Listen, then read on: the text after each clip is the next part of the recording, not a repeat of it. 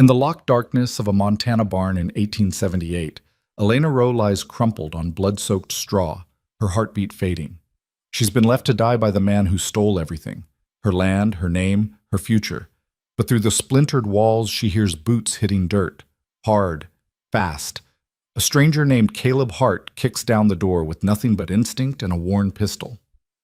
What he finds inside will drag them both into a war neither expected, a fight for survival, justice, and a land worth more than either of them knows.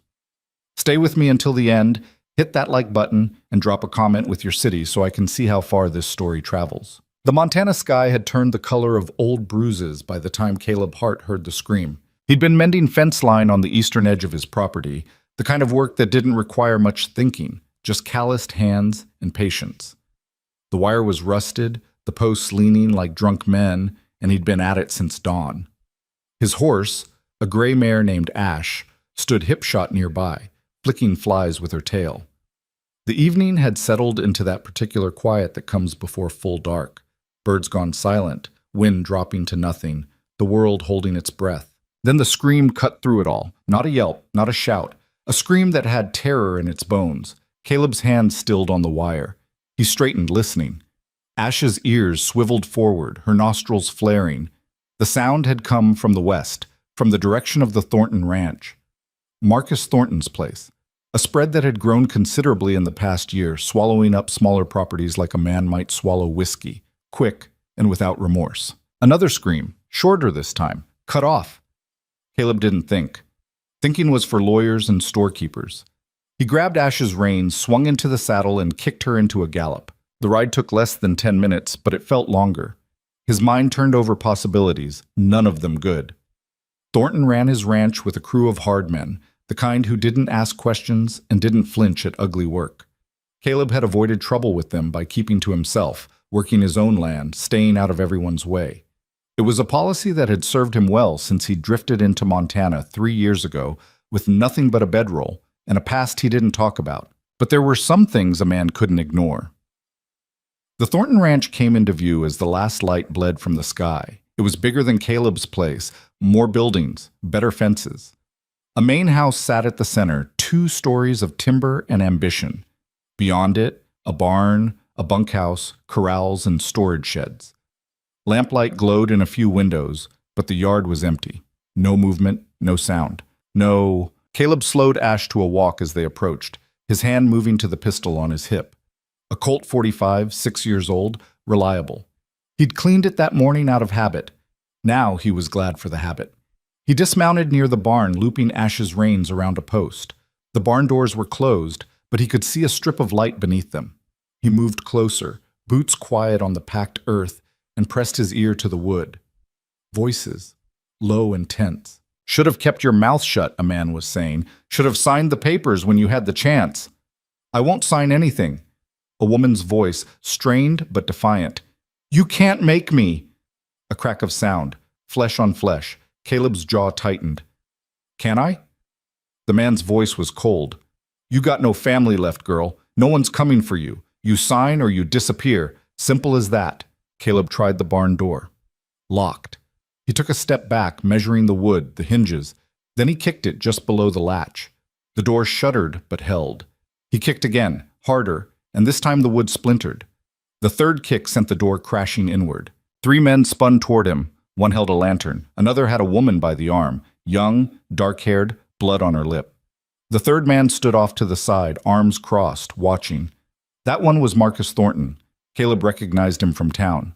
Mid-40s, well-dressed even out here, with eyes like chips of flint. "The hell are you doing on my property, Hart?" Thornton's voice was level, but his hand had moved toward the gun at his belt. Caleb didn't answer. His gaze shifted to the woman.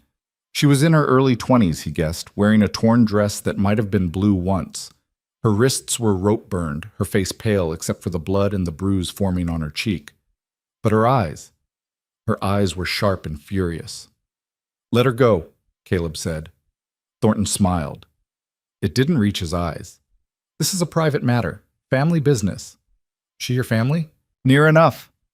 This is Elena Rowe. Her daddy owned the land next to mine. He died 2 weeks back. Hunting accident."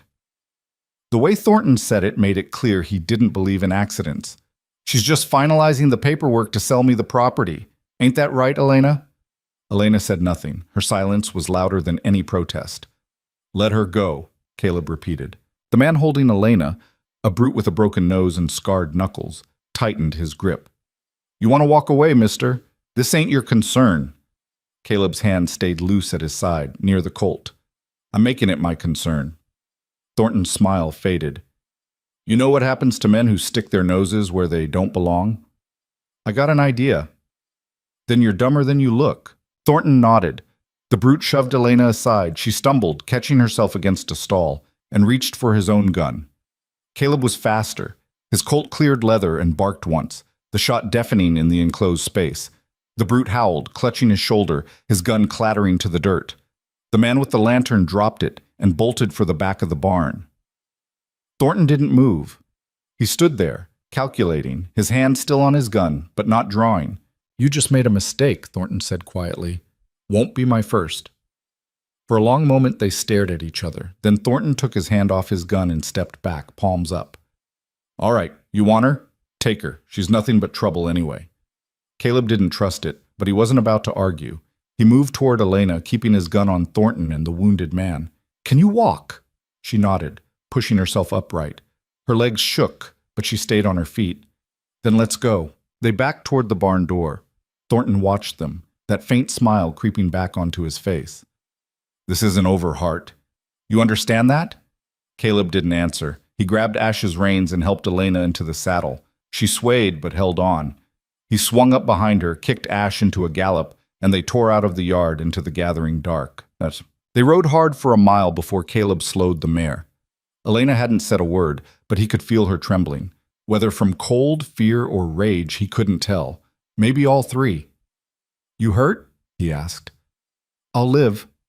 Her voice was hoarse. Good enough. He steered Ash towards his own land, a modest spread he'd carved out of scrub and stubbornness. The house was small, one room really, with a loft for sleeping, but it had a stove, a decent roof, and walls that kept the wind out. He'd built it himself, same as the barn and the chicken coop. It wasn't much, but it was his. He helped Elena down and led Ash into the barn. She followed him inside, moving carefully, like her ribs hurt. He unsaddled the mare, rubbed her down, and gave her grain. Elena stood in the doorway, watching. Why'd you do that? She asked finally. Caleb glanced at her. Do what? Come after me. You don't know me. He shrugged. Heard you scream. And that was enough? It was enough. She studied him for a moment, then looked away. My father's dead. Thornton killed him. I know he did, even if no one can prove it. He's been trying to take our land for months. Offered to buy it, then offered again with threats attached. My father refused. Then one day he went hunting and didn't come back. They found him at the bottom of a ravine, said he fell. But you don't think so. My father knew those trails better than anyone. He didn't fall. Her voice cracked, just slightly, then steadied. Thornton's been after me ever since. Forged documents saying my father owed him money, claims I have to sell to settle the debt. That legal? It is if the judge is in his pocket. Caleb finished with Ash and straightened. So what were you doing in his barn? Trying to find proof. I broke in after dark, thought I could get into his office, but his men caught me. She touched her split lip gingerly. They were going to kill me, make it look like an accident, same as my father. And you still went in there alone. I didn't have anyone else. Caleb looked at her, really looked. She was young, but there was steel in her, the kind of steel that didn't bend easy. He recognized it because he'd seen it in himself once, a long time ago. Well, he said, you got someone now. Imak. Inside the house, Caleb lit a lamp and stoked the stove. Elena sat at the small table, her hands folded in her lap, her gaze distant. He heated water and brought her a tin cup. It's not much, he said, but it's clean. She took it, sipping slowly. Thank you. He pulled out a chair and sat across from her. You got any family? Anyone who can help? She shook her head. Just my father. My mother died when I was young. No siblings. No cousins that I know of. Friends? A few in town. But Thornton owns half of them, and the other half are too scared to cross him. Caleb leaned back, thinking. What's on your land that he wants so bad? I don't know. It's not the best grazing. The soil's rocky. There's water, but nothing special. She frowned. My father used to say there was something, though. He'd go out riding alone sometimes, come back looking pleased with himself, but he never told me what it was. You think Thornton knows? I think he knows something I don't. Caleb nodded slowly. Then we need to find out what it is. Elena looked up sharply. We. You can't go back to your place. Thornton's men will be watching, and you can't stay in town. You need somewhere safe while we figure this out. And you're offering? I'm offering. She searched his face, looking for the catch. Caleb kept his expression neutral. He wasn't a hero. He wasn't even particularly good. But he'd learned a long time ago that the world had enough men willing to look the other way. He didn't need to be one of them. Finally, Elena nodded. All right, but I'm not hiding. If we're going to do this, we do it right. We find proof, we take it to the law, and we make Thornton pay. The law's in his pocket, remember? Not all of it. There's a federal marshal in Helena. If we can get evidence to him, Thornton won't be able to bury it. Caleb considered that. Helena was a 3-day ride, but it was an option. First things first. We need to know what we're dealing with. That means going back to your land. Thornton's men will be there. Then we go at night, quiet, in and out. Elena smiled faintly. You're either brave or crazy. Little of both, probably. She laughed, a short, surprise sound, and some of the tension left her shoulders. Caleb stood and moved to the stove, pulling out a pan. You eaten? Not since morning. Then sit tight. I'll make us something. He fried up beans and salt pork, the kind of meal that stuck to your ribs without pretending to be fancy. Elena ate like she'd forgotten what food tasted like, and Caleb didn't blame her. He'd been hungry enough times to know that fear killed appetite until the body started shutting down. Then hunger came back all at once. When they finished, he gave her the loft and took the floor by the stove. She protested, but he waved her off. You need the rest more than I do. We'll head out tomorrow night. She climbed the ladder slowly, favoring her ribs, and disappeared into the loft. Caleb lay on his bedroll, staring at the ceiling, listening to the wind outside. He thought about Thornton, about the men he employed, about the way violence had a habit of spreading once it started. He thought about Elena, too, the way she'd stood in that barn, defiant even with blood on her face, the way she'd looked at him like she was trying to decide if he was another problem or the start of a solution. Mostly, he thought about the fact that he'd just painted a target on his own back, and there wasn't much he could do about it now, except see it through. Sleep came eventually, thin and restless. The next day crawled by. Caleb kept busy with chores, feeding the animals, mending harness, checking the fence line he'd abandoned the night before. Elena helped where she could, though he could see the pain in her movements. She didn't complain, just worked, silent and stubborn. By mid-afternoon, he'd saddled Ash and ridden into town for supplies. He needed ammunition, coffee, and a few other things. More than that, he needed to hear what people were saying. The general store was run by a man named Peterson, a Swede with a thick accent and a knack for minding his own business. Caleb bought what he needed, paid in cash, and lingered near the counter. You hear anything about the rogue girl? He asked casually. Peterson glanced up, his expression careful. Heard she's missing. Thornton's got men out looking for her. Says she ran off, maybe hurt herself. That what people believe? People believe what's safest to believe. Caleb nodded. And you? Peterson wrapped the supplies in brown paper, his hands slow and deliberate. I believe Thornton's a dangerous man. I believe the rogue girl's father didn't fall off no cliff. And I believe you should watch your back, Mr. Hart. Appreciate the advice. Caleb left the store and rode home, the supplies tied behind his saddle. The town had felt wrong, too quiet, too many eyes watching. Thornton's reach was longer than he'd thought. When he got back, Elena was sitting on the porch, cleaning his rifle. She looked up as he dismounted. Figured you wouldn't mind, she said, nodding at the rifle. Long as you know how to use it. My father taught me. Caleb carried the supplies inside and came back out with 2 cups of coffee. He handed her one and sat on the steps. The sun was starting to sink, painting the hills gold and red. The town's talking, he said. Thornton's got a story ready. Says you ran off, maybe had an accident. Elena's jaw tightened. Of course he does. We need to move fast. Once he realizes you're not dead, he'll come looking. Then we go tonight. That's the plan. They sat in silence, drinking coffee, watching the light fade. Caleb found himself wondering what Elena's life had been like before all this. Whether she'd been happy, whether she'd had dreams that didn't involve fighting for survival. You don't have to do this, she said quietly. He looked at her. I know. Then why? Caleb thought about that. He could have given her a dozen answers, because it was the right thing, because Thornton needed stopping, because he didn't like bullies. All of them were true, but the real answer was simpler. Because I can, he said, and that's reason enough. Elena nodded slowly. She didn't say thank you. She didn't need to. They left just after midnight, when the moon was high and the air had turned cold. Caleb saddled Ash and a second horse, a bay gelding he kept for packing.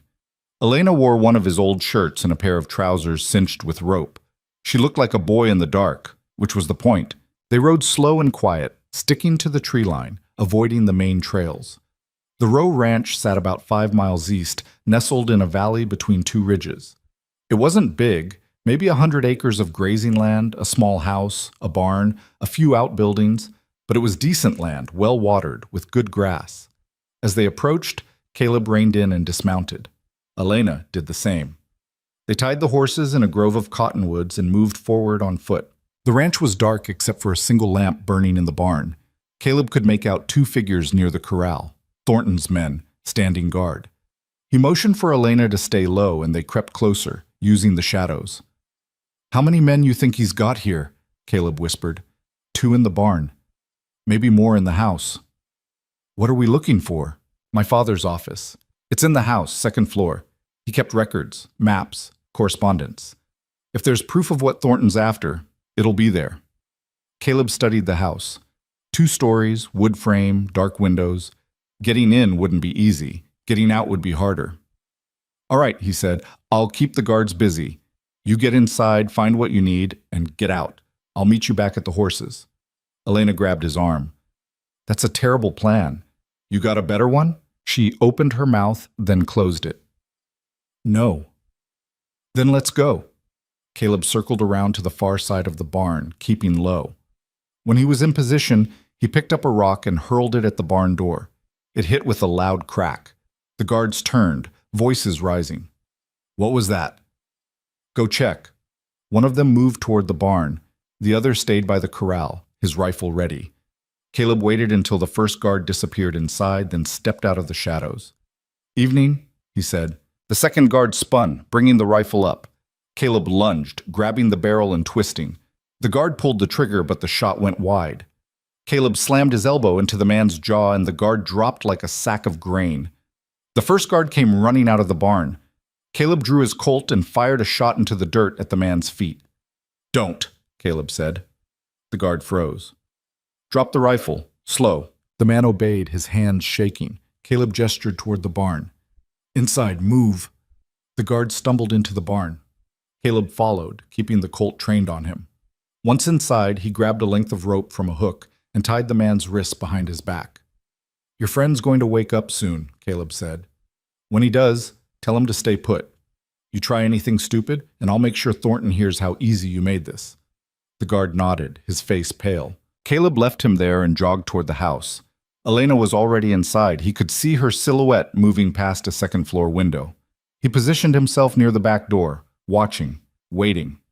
Minutes passed. Then a light flared in the upstairs window. A match. Elena was searching. Caleb's pulse quickened. Too much time. They needed to move. Then he heard it. Hoofbeats, coming fast. He swore under his breath and ran to the corner of the house. 4 riders were coming up the road, torches in hand. Thornton's men. Someone must have sent word. Caleb whistled, a low, sharp sound. Elena's head appeared in the window. He gestured urgently. She nodded and disappeared. The riders were close now, maybe 50 yards out. Caleb moved to the front of the house, his Colt ready. The door opened and Elena slipped out, clutching a leather satchel. Got it? Caleb asked. Got it. They ran. The riders saw them and shouted. Gunfire cracked, bullets kicking up dirt. Caleb and Elena sprinted for the trees, weaving, keeping low. Ash and the bay were right where they'd left them. Caleb boosted Elena into the saddle and vaulted onto Ash. They rode hard, branches whipping past, the ground uneven and treacherous in the dark. Behind them, the riders gave chase, their torches bobbing like angry fireflies. Caleb leaned low over Ash's neck, urging her on. The mare was fast, but the bay was struggling to keep up. Elena clung to the saddle, the satchel pressed against her chest. A shot rang out, closer this time. Caleb risked a glance back. The riders were gaining. There, Elena pointed ahead. A narrow ravine cut across their path, maybe 6 feet wide. Caleb didn't hesitate. He kicked Ash into a full gallop and she launched over the gap, landing hard on the other side. The bay followed, stumbling but staying upright. The riders pulled up short, their horses balking at the jump. Caleb and Elena didn't wait to see what they'd do next. They kept riding, putting distance between them and the pursuit, until the torches were just pinpricks in the distance and then nothing at all. They slowed finally, the horses blowing hard. Caleb's heart was hammering, his hands slick on the reins. Elena was breathing fast, her face flushed.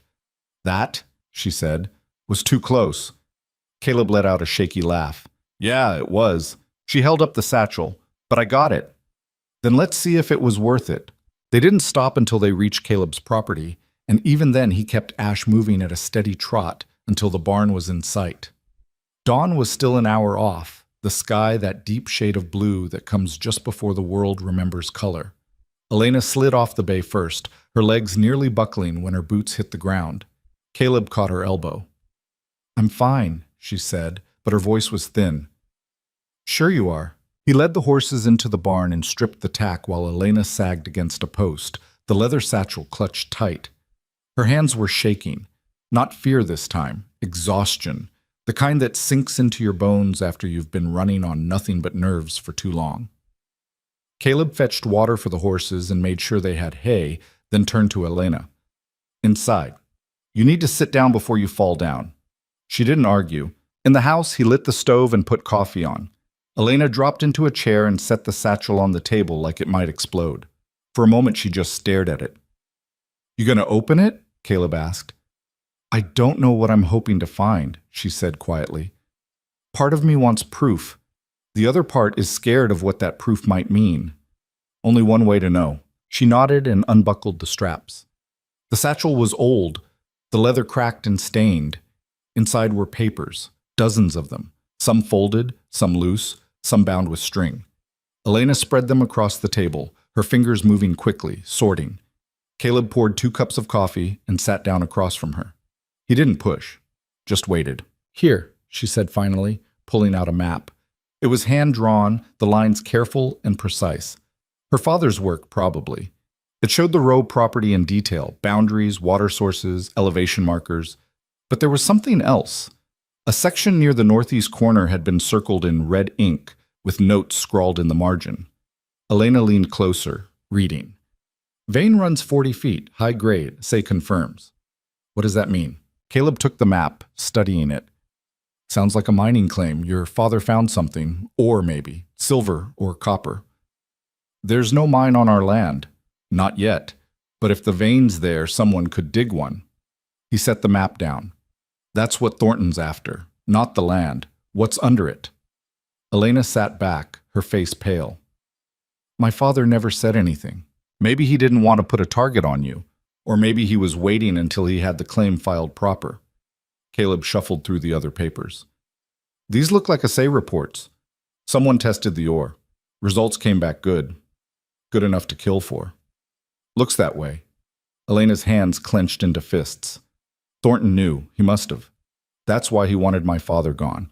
Why he tried to force me to sell. And now he knows you're alive and you've got the proof. Caleb met her eyes. He won't stop. Not until he gets what he wants, or you're dead. She didn't flinch. Then we take this to the marshal in Helena. Like I said, that's a long ride, 3 days, maybe more. Thornton's men will be looking for us. So we leave now, today. Caleb shook his head. The horses need rest. So do you. We push them too hard, and we'll end up stranded halfway there. Then what do you suggest? We rest today, hide the evidence somewhere safe, then we leave tomorrow at first light, Take the back trails. Stay off the main roads. He paused. And we don't come back until Thornton's behind bars or 6 feet under. Elena studied him for a long moment. You really think we can do this? I think we don't have much choice. She nodded slowly, then picked up the map again, tracing the red circle with her finger. My father spent weeks out there. I thought he was just checking cattle, but he was surveying, planning. Her voice cracked, just barely. He was trying to build something for us, a future. Caleb didn't know what to say to that, so he said nothing, just drank his coffee and let her sit with it. After a while, Elena gathered the papers and tucked them back into the satchel. Where should we hide this? Somewhere Thornton won't think to look.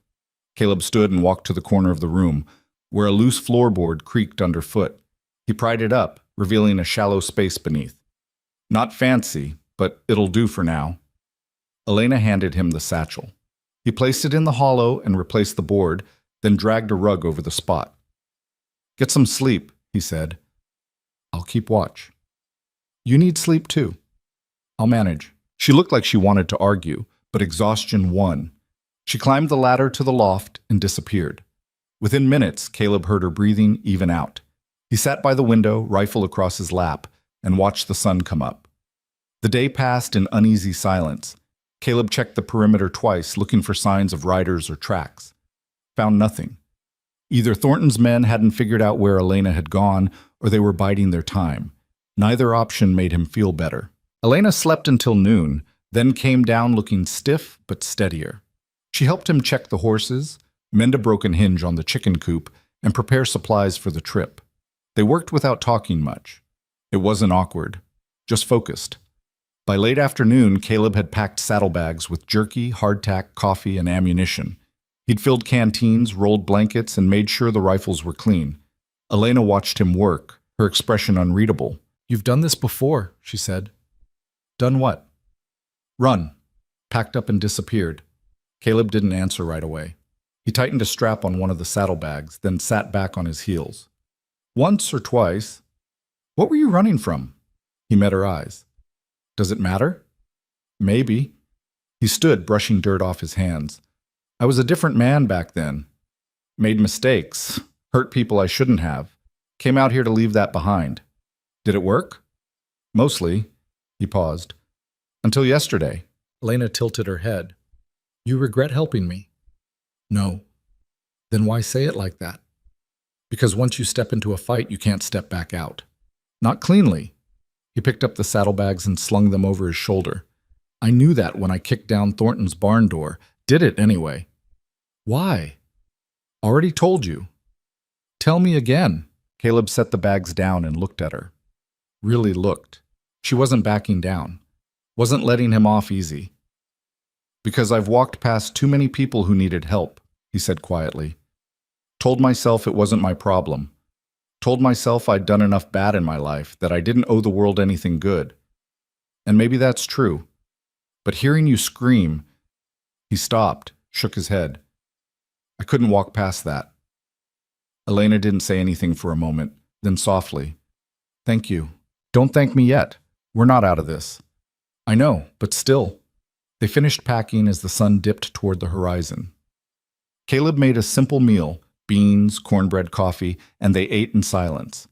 When they were done, Elena cleared the plates and stood by the stove, staring at the fire. I keep thinking about my father, she said. How alone he must have felt at the end. If Thornton's men pushed him off that cliff, he would have known why. Would have known they were taking everything from him. She turned to Caleb. I don't want to die like that. Helpless. You won't. How can you be sure? Because you're not helpless. You proved that when you broke into Thornton's ranch looking for proof. That was either the bravest or the stupidest thing I've ever heard of, and I'm still not sure which. She laughed, sharp and unexpected. Probably both. Probably. The moment stretched, then Elena crossed her arms. What happens if we make it to Helena and the marshal doesn't believe us? Then we find someone who will. And if no one does? Caleb stood, walking to the window. Outside, the last light was bleeding from the sky. Then we figure out another way. But we don't quit. Not while we're breathing. Elena came to stand beside him. You sound like my father. He a stubborn man? The worst? Then I'll take that as a compliment. They stood there, side by side, watching the darkness settle. After a while, Elena spoke again. What will you do? After this is over? Haven't thought that far ahead. Liar. Caleb smiled faintly. All right, I figure I'll come back here, fix up the place, run cattle, same as before. Alone? He glanced at her. That bother you? No, just seems like a waste. Of what? Of someone willing to kick down doors for strangers. Caleb didn't know what to say to that, so he changed the subject. We should get some rest. Long ride tomorrow. Elena nodded, but didn't move. Caleb? Yeah?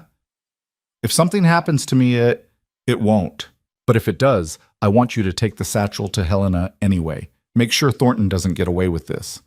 Nothing's going to happen to you. Promise me. He turned to face her fully. I promise. But you need to promise me something too. What? That you'll stop talking like you're already dead. Her jaw tightened, but she nodded. Deal. They slept in shifts that night. Caleb took the first watch, sitting by the window with the rifle across his knees. The hours dragged. Every sound, wind in the eaves, a coyote yipping in the distance, the creak of settling wood, put him on edge. But nothing came. When Elena took over at midnight, Caleb lay down by the stove and tried to sleep. It came in fits and starts, his mind churning through plans and contingencies. What if Thornton's men were waiting on the trail? What if the marshal in Helena was bought off too? What if they didn't make it at all? He woke before dawn to find Elena still awake, her eyes red-rimmed. You were supposed to wake me, he said. Couldn't sleep anyway. They gathered their things in silence, working by lamplight. Caleb saddled the horses while Elena checked the satchel one last time, then tucked it into her saddlebag. By the time the sky started to lighten, they were ready. Caleb took one last look at the house. It wasn't much, but it had been his, a place where the past couldn't follow. Now he was riding straight back into the kind of trouble he'd spent 3 years avoiding. You all right? Elena asked. Yeah. He swung into the saddle. Let's go! They rode north, skirting the main road and sticking to game trails that wound through the hills. The land here was rough, pine forests, rocky outcrops, steep climbs that left the horses blowing hard, but it was also empty. No sign of riders, no dust on the horizon. By midday, they'd covered maybe 15 miles. Caleb called a halt near a creek to water the horses and rest. Elena dismounted stiffly, rubbing her lower back. How far to Helena? She asked. At this pace? 2.5 days, maybe 3? And you think we can stay ahead of Thornton's men that long? If we're lucky. And if we're not? Caleb checked the loads in his rifle. Then we fight. Elena crouched by the creek, splashing water on her face. You ever killed a man, Caleb? The question hung in the air. Caleb set the rifle down. Yes. In the war? And after? She looked up at him. Does it bother you? Sometimes. He sat on a rock, his gaze distant. Depends on the man. Depends on the reason. What if we have to kill Thornton's men? What if there's no other way? Then we do what we have to. But I'm not looking for a fight, Elena. I've had enough of those to last a lifetime. She nodded and stood, brushing dirt from her trousers. I don't want to kill anyone either, but I won't let them take me. Not again. Fair enough. They mounted up and kept moving. The trail climbed higher, the air thinning, the trees giving way to scrub and rock. By late afternoon, they crested a ridge and looked down into a narrow valley. A thin column of smoke rose from the far side. Caleb reined in. Someone's camped down there. Thornton's men? Could be. Or it could be travelers. He studied the smoke. Either way, we need to know. So we go around? Not enough cover. If we circle, we'll be exposed for miles. He thought for a moment. We go down, quiet. See what we're dealing with. They descended slowly, keeping to the shadows, the horses' hooves muffled on the soft earth. As they got closer, Caleb could make out 3 men around a fire. They weren't Thornton's crew. At least, not any he recognized. Rough-looking types, though.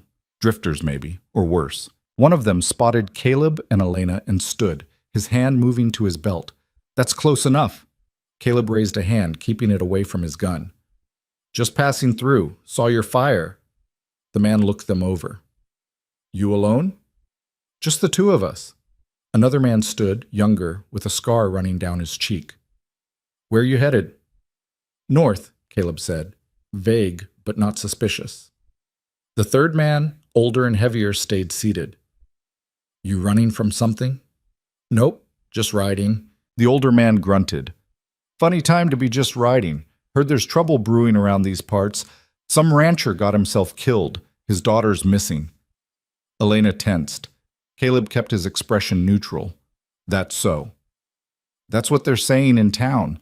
Fellow named Thornton's offering a reward for her. Says she's dangerous, might have killed her own father.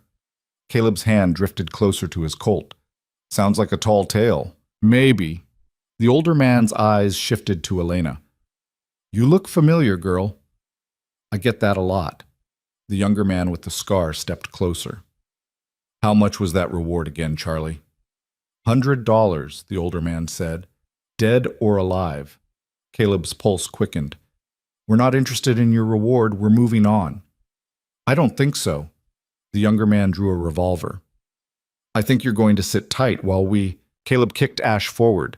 The mare barreled into the younger man, knocking him sprawling. His gun went off, the shot wild. Caleb drew his Colt and fired at the first man, catching him in the shoulder. The man dropped, cursing. Elena spurred the bay and bolted past the fire. The older man lunged for her reins, but missed. Caleb fired again, this time into the dirt near the older man's feet. Stay down, Caleb barked. The older man froze, his hands up. Caleb backed Ash away, keeping his gun trained on the camp. The younger man was scrambling for his revolver. Caleb shot it out of his hand. Next one goes through your chest, Caleb said. The younger man paled and went still. Caleb turned Ash and galloped after Elena. She was already 100 yards ahead, riding hard. He caught up, and they kept going, putting distance between themselves and the camp. Behind them, angry shouts faded into nothing. They didn't slow until the valley was miles behind them. When they finally stopped, both of them were breathing hard. They know, Elena said. Thornton's spreading the word, offering money. Yeah. We can't trust anyone. No, we can't. Elena looked at him, her face pale. This is going to get worse, isn't it? Probably. And you're still willing to help me? Caleb holstered his Colt. I told you, I'm in this. Even if it gets you killed? Even then. She shook her head. You're either the bravest man I've ever met or the biggest fool. Could be both. Despite everything, Elena smiled. Yeah, could be. They rode until dusk, then made camp in a dense stand of pines. No fire, no light. They ate cold jerky and drank water from the canteens, then took turns keeping watch. Caleb lay on his bedroll, staring up at the branches overhead. The stars were out, sharp and cold. He thought about the men in the valley, about the reward, about how fast word traveled when money was involved. Thornton was smart. He'd turned Elena into prey, and every drifter and bounty hunter in the territory would be looking for her. Caleb? Elena's voice was quiet. Yeah? What if we don't make it? We will. But what if we don't? What if Thornton wins? Caleb turned his head to look at her. She was sitting against a tree, her knees drawn up, her arms wrapped around them. She looked young, scared, human. Then he wins, Caleb said. But we won't make it easy for him. That's not much of a plan. It's the only one I've got. Elena rested her chin on her knees. My father used to say that some fights are worth losing, that sometimes you stand up because it's the right thing, even if you know you'll fall. Your father sounds like a good man. He was. Her voice broke, just a little. And Thornton took him from me. Caleb sat up. Then we make sure Thornton pays for it. All of it. Elena looked at him, her eyes wet but fierce. Promise me something else. What? If it comes down to me or the evidence, you save the evidence. You make sure the truth gets out. I already promised I'd get you to Helena. That's not what I'm asking. Caleb shook his head. I'm not leaving you behind. Caleb, no. His voice was firm. We do this together or not at all. Understand? She stared at him, then nodded slowly. All right. All right. They sat in silence after that, the night settling around them. Somewhere in the distance, an owl called. Caleb listened to the sound, letting it ground him. He'd made a lot of promises in his life, broken more than a few. But this one he intended to keep. When it was his turn to sleep, he closed his eyes and tried not to think about the road ahead, about the men hunting them, about the odds stacked against them. Instead, he thought about Elena, about the way she'd faced down Thornton's men with blood on her face, about the way she'd refused to break, even when everything was falling apart. She was stronger than she knew, and maybe, just maybe, that would be enough. The next day started cold. Frost clung to the grass, and their breath misted in the air. They broke camp quickly and kept moving, pushing the horses hard. The land here was wild, steep ridges, narrow canyons, places where a wrong step could send you tumbling. But it also meant cover, lots of it. By midday, they'd crossed into rougher territory. The trails were barely trails at all, just deer paths that wound through the rocks. Caleb navigated by instinct, keeping the sun at their backs, heading north and west. Elena rode in silence, her face set. She hadn't said much since last night, and Caleb didn't push. Everyone had their own way of dealing with fear. Hers seemed to be shutting down, focusing, putting one foot in front of the other. They stopped to rest near a shallow stream. Caleb filled the canteens while Elena checked the horses. Ash had a stone in her hoof. Elena pried it out carefully, murmuring to the mare. "You're good with them," Caleb said. "My father taught me. Said a horse would get you through hard times if you treated her right." He was right. Elena set Ash's hoof down and straightened. "How much farther?" "Another day and a half, maybe less if we push through the night." "Can the horses handle it?" "They'll have to." Elena nodded. She looked tired. They both were. But stopping wasn't an option. They mounted up and kept going.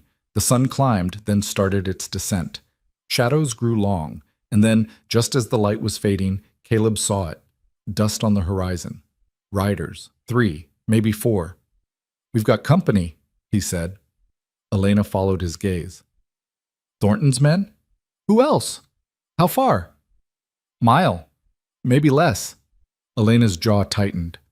"Can we outrun them?" Caleb looked at the terrain. They were in open ground, nowhere to hide. The riders would see them for sure. "Not out here. We need to find cover." "Where?" Caleb scanned the landscape. To the east, a line of cliffs. To the west, nothing but scrub. North, more open ground. South. "There," he said, pointing. A dry riverbed cut through the land, deep enough to hide in. "We get down there, we can hold them off. Or get trapped." "You have a better idea?" Elena didn't. They spurred the horses and rode hard for the riverbed, the dust cloud behind them growing closer. Caleb's heart hammered, too close. They weren't going to make it. But they did. Barely. They slid down into the riverbed just as the riders crested a rise. Caleb dismounted and grabbed his rifle. Elena did the same. "Stay low," Caleb said. "Don't shoot unless you have to." "And if I have to?" "Then make it count." They crouched behind a fallen log, rifles ready. The riders slowed, searching. 4 of them. Armed, dangerous. One of them pointed toward the riverbed. They started moving closer. Caleb aimed his rifle, his finger resting on the trigger. Beside him, Elena's breathing was quick and shallow. "Steady," he murmured. The riders were 50 yards out, 40, 30. One of them called out, "We know you're down there. Come out and nobody gets hurt." Caleb didn't answer. 20 yards. "Last chance," Caleb fired. The shot hit the lead rider's horse, and the animal reared, throwing its rider. Chaos erupted. The other riders scattered, returning fire. Bullets kicked up dirt and splintered wood. Elena fired, her shot going wide. She cursed and chambered another round. Caleb fired again, catching one of the riders in the leg. The man screamed and fell from his saddle. The remaining 2 riders took cover behind rocks, still shooting. Caleb ducked as a bullet whizzed past his head. "We can't stay here," Elena shouted. "I know." Caleb looked around. There, a narrow gap in the riverbed, leading into a canyon. "Go! I'll cover you." "What about you?" "I'm right behind you. Go!" Elena hesitated, then grabbed the horses and ran. Caleb laid down covering fire, forcing the riders to keep their heads down. Then he turned and sprinted after Elena. They plunged into the canyon, the walls rising steep on either side. It was narrow, barely wide enough for the horses. Behind them, the riders shouted and gave chase. The canyon twisted and turned, the ground uneven. Caleb's lungs burned. Elena was ahead, moving fast, the horses right behind her. Then the canyon opened into a small clearing and dead-ended into a sheer rock wall. Elena spun, her eyes wide. "We're trapped!" Caleb looked up. The wall was maybe 20 feet high, climbable. Maybe. "Can you climb?" he asked. "I don't know." "Try." Elena grabbed a handhold and started up. Caleb turned, rifle ready. The riders were coming. He could hear their boots on the stone. He fired into the canyon mouth, once, twice. The sound echoed, deafening. The riders returned fire, forcing him to duck. Bullets ricocheted off the walls. "Caleb," Elena called. She was halfway up the wall. "Keep going!" One of the riders appeared at the mouth of the canyon. Caleb shot him. The man dropped. Another rider came around the corner. Caleb pulled the trigger. Click. Empty. He dropped the rifle and drew his Colt. 2 shots left. The rider raised his gun. Caleb fired first. The rider staggered and fell. Above, Elena reached the top of the wall. "Caleb, come on!" He holstered the Colt and started climbing. His hands found holds, his boots scrabbling for purchase. Halfway up, a shot rang out. Pain flared in his side. He gasped, nearly lost his grip, but forced himself to keep moving. One hand, one foot. Again. Elena grabbed his arm and hauled him over the edge. They collapsed on the ground, breathing hard. "You're hit," Elena said, her voice shaking. Caleb pressed a hand to his side. Blood seeped between his fingers. "It's not bad." "You're bleeding." "I've had worse." Below, the riders were regrouping. Caleb forced himself to his feet. "We need to move." They stumbled away from the edge, the horses following. Caleb's side burned, but he didn't stop. Couldn't stop. They walked for an hour, maybe more. Finally, Caleb's legs gave out. He sank to the ground, his vision swimming. Elena knelt beside him. "Let me see." He lifted his hand. The wound was a graze, not deep, but it was bleeding freely. Elena tore a strip from her shirt and pressed it against the wound. "Hold this," she said. Caleb obeyed, his head spinning. Elena worked quickly, wrapping the makeshift bandage tight. "That'll have to do for now," she said. "Can you ride?" "Yeah." "Liar." "I'll manage." She helped him to his feet and into the saddle. He clung to the horn, gritting his teeth. They rode through the night, slow and careful. Caleb drifted in and out, his body protesting every jolt. But Elena kept them moving, kept them alive. By dawn, they'd put miles between themselves and the canyon. Caleb's fever had started, his skin clammy, his breath shallow. Elena found a sheltered spot and helped him down. "Rest," she said. "I'll keep watch." Caleb wanted to argue, but the words wouldn't come. He closed his eyes and let the darkness take him. When Caleb woke, the sun was high and merciless. His mouth tasted like dirt and copper, and his side felt like someone had jammed a hot poker between his ribs. He tried to sit up and immediately regretted it. "Don't move!" Elena's voice came from somewhere to his left. "You'll tear the stitches." "Stitches?" His voice came out as a croak. She appeared in his line of vision, her face smudged with dirt and exhaustion. "I sewed you up while you were out. Wasn't pretty, but it'll hold if you don't do anything stupid." "Where'd you learn that?" "My father. He said a rancher needed to know how to patch up livestock and people." She held up a canteen. "Drink." He did, the water cool and perfect. When he'd had enough, she pulled it away and sat back on her heels.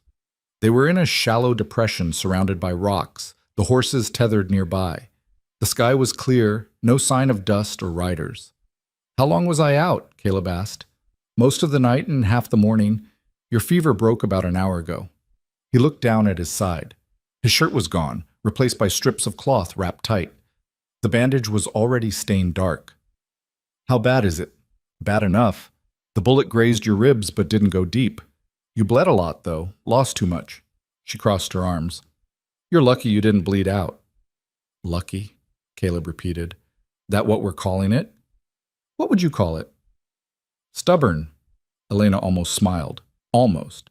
"Yeah, that fits too." Caleb shifted, testing his limits. The pain was sharp, but manageable. He'd had worse. "We need to keep moving." "You're in no shape to ride. Don't have much choice. Those men are still out there." "I know. I've been watching. Haven't seen anything yet. But that doesn't mean they're gone. She stood and walked to the edge of their camp, scanning the horizon. We're maybe a day from Helena, if you can stay in the saddle. I can. You sure about that? Caleb pushed himself upright, gritting his teeth against the pain. His vision swam, but he stayed conscious. That was something. I'll manage. Elena turned to look at him, her expression unreadable.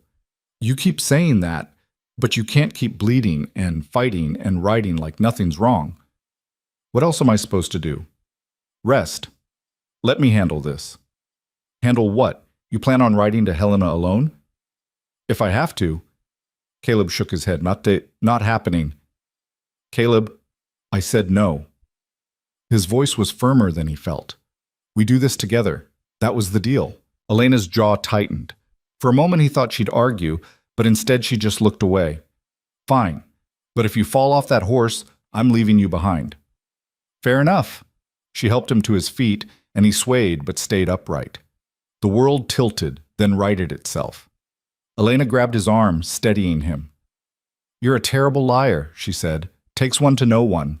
They stood there for a moment, close enough that Caleb could see the worry in her eyes. She was scared. Not for herself. For him. The realization hit him harder than he expected. I'm not dying today, he said quietly. You better not. I didn't waste good thread on you just to watch you keel over. Yes, ma'am. Elena let go of his arm and stepped back, her expression shifting back to something harder. We leave in 10 minutes. Eat something first. She handed him a piece of jerky and turned away to check the horses. Caleb chewed slowly, forcing the food down. His stomach protested, but he needed the strength. 10 minutes. He could do 10 minutes. By the time they were ready to ride, his fever was creeping back. He could feel it in the heat behind his eyes, the way his hands shook when he gripped the saddle horn. But he climbed onto Ash anyway, and when Elena asked if he was all right, he lied and said yes. They rode at a slow, steady pace, sticking to the cover of trees and rocks. The land here was rougher than before, all jagged ridges and dry gullies. Good for hiding, bad for speed. Caleb's side throbbed with every step Ash took, but he focused on the rhythm, letting it ground him. Elena rode ahead, her eyes constantly scanning. She'd changed since that first night in Thornton's barn. Harder, sharper, less willing to trust anything but her own instincts. Caleb didn't blame her. The world had a way of beating the softness out of people. By late afternoon, they reached a narrow pass that cut between two cliffs. Elena reined in, studying it. What do you think? She asked. Caleb looked up at the walls. Steep. No cover. If someone was waiting on the other side, they'd be sitting ducks. I don't like it. Me neither. But going around adds half a day. And we don't have half a day. Elena nodded. So we go through. Careful. Eyes open. They entered the pass side by side, their rifles ready. The walls rose up on either side, blocking out the sun, turning the air cool and dim. Caleb's pulse quickened. This was the kind of place where ambushes happened, where men died without seeing it coming. But the pass was empty. They made it through without incident and came out onto a high plateau. From here, Caleb could see for miles. To the north, mountains. To the west, more open country. And straight ahead, maybe 10 miles distant, a thin smudge of smoke. That's Helena, Elena said. Yeah. We're close. Not close enough. They kept riding, the plateau giving way to rolling hills dotted with pine. The sun was sinking, painting the sky in shades of amber and rust. Caleb's vision started to blur at the edges, and he had to grip the saddle horn tighter to stay upright.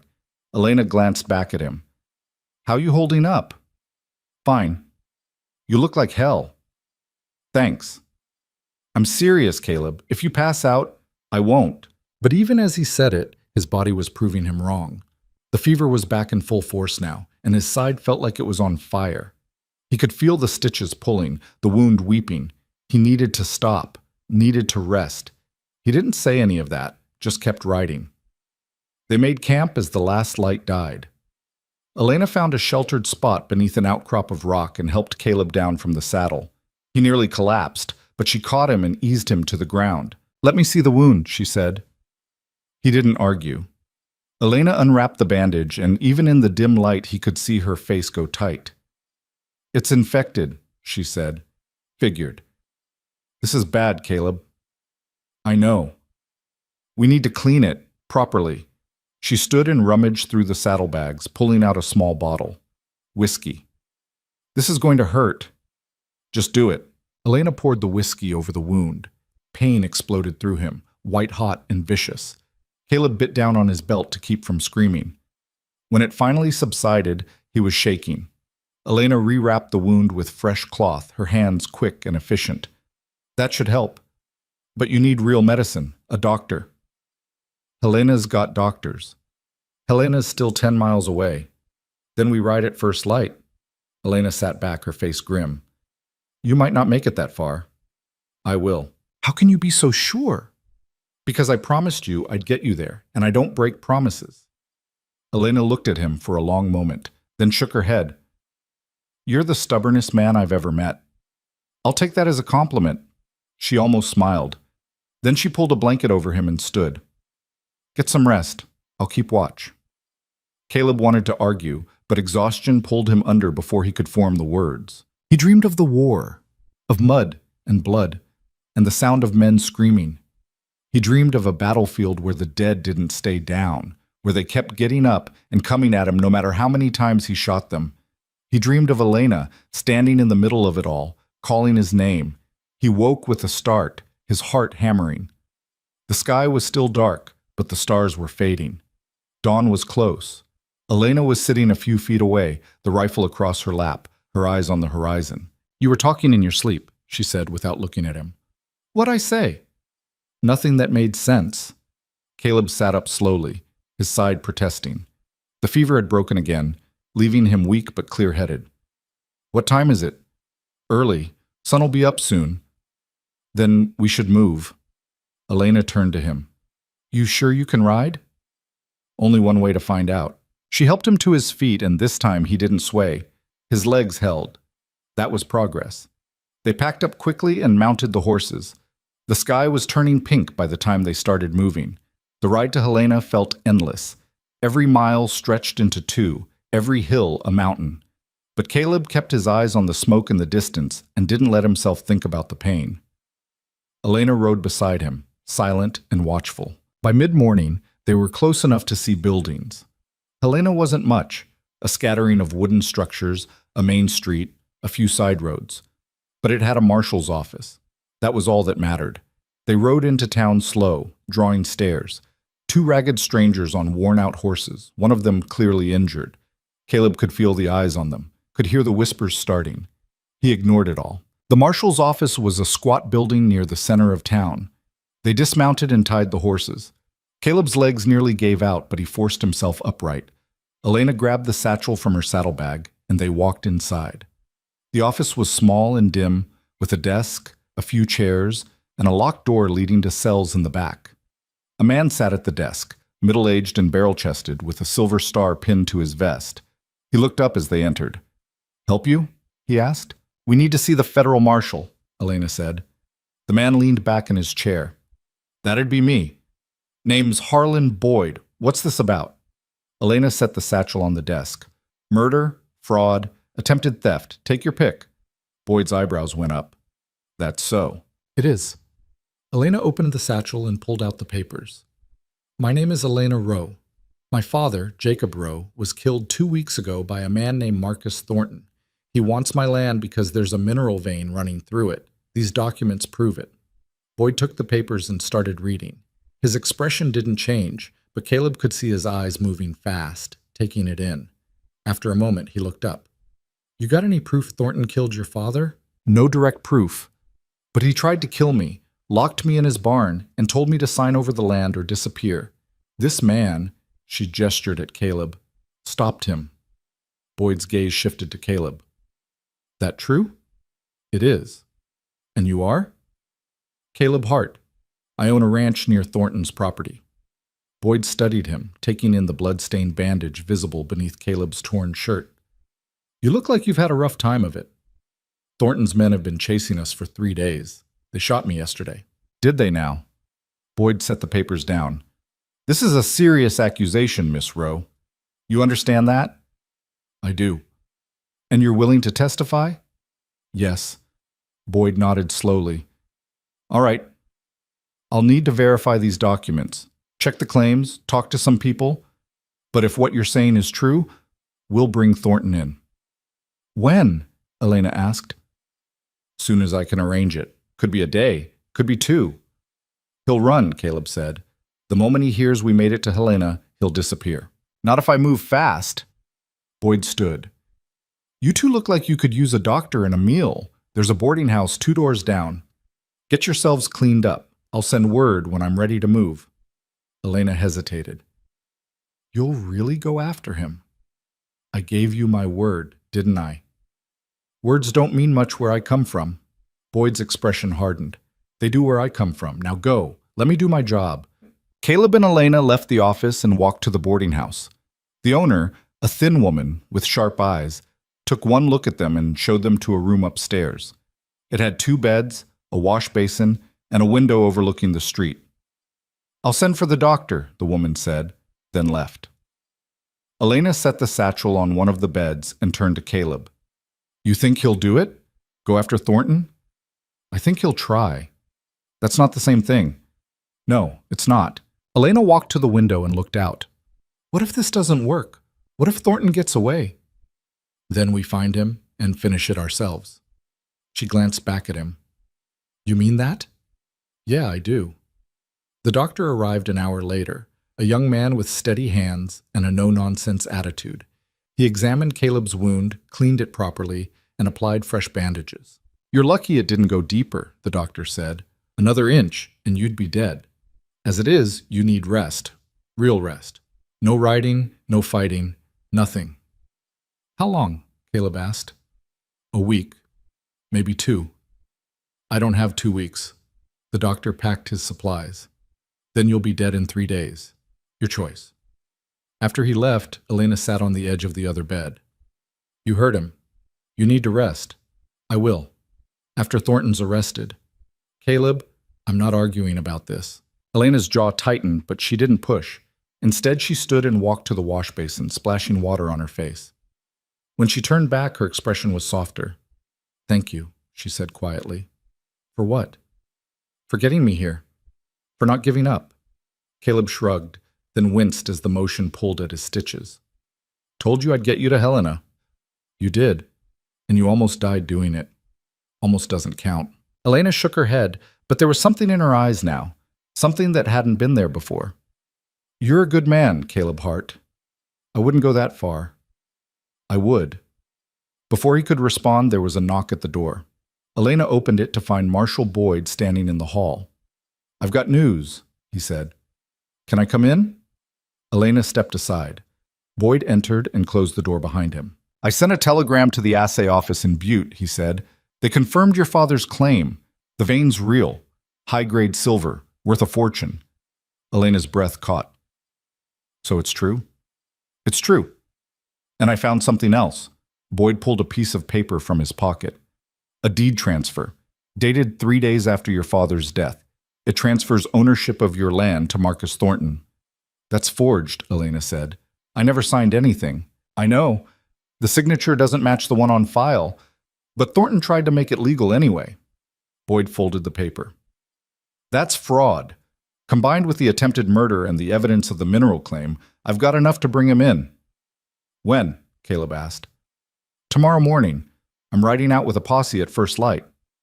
I'm coming with you, Elena said. No, you're not. This is law business. It's my land, my father.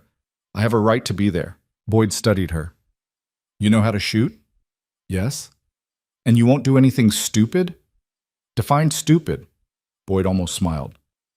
Fair enough. You can come, but you follow my orders. Understood? Understood. Boyd turned to Caleb. What about you? I'll be there. The doctor said, I don't care what the doctor said. I'm going. Boyd sighed. You're both insane, but all right. Meet me at the office at dawn and bring your rifles. He left, and Elena closed the door behind him. She turned to Caleb, her face pale. This is it, she said. Tomorrow, we face him. Yeah. You scared? A little. You? Terrified. Caleb stood, moving carefully. That's normal. Is it? Yeah. Only fools aren't scared before a fight. Elena wrapped her arms around herself. What if something goes wrong? What if he kills someone? What if he kills you? He won't. You don't know that. No, but I'm betting on it anyway. Elena looked at him, and for the first time since they'd met, her composure cracked. Tears welled in her eyes, and she turned away quickly, trying to hide them. Caleb crossed the room and put a hand on her shoulder. Hey, it's all right. It's not all right. None of this is all right. Her voice broke. My father's dead. I've been running for my life, and now we're riding back into the place where it all started. You don't have to come. Boyd can handle it. No, I need to be there. I need to see his face when they arrest him. Caleb turned her around gently. Then we'll make sure you do. Elena wiped her eyes, embarrassed. I'm sorry. I don't usually...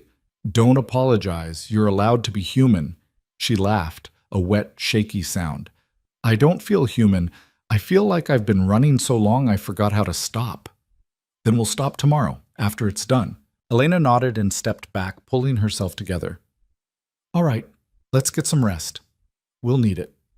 They spent the rest of the day in the room, eating the food the boarding house owner brought up and trying to prepare themselves for what was coming. Caleb cleaned his rifle and checked the ammunition. Elena did the same, her hands steady despite the fear in her eyes.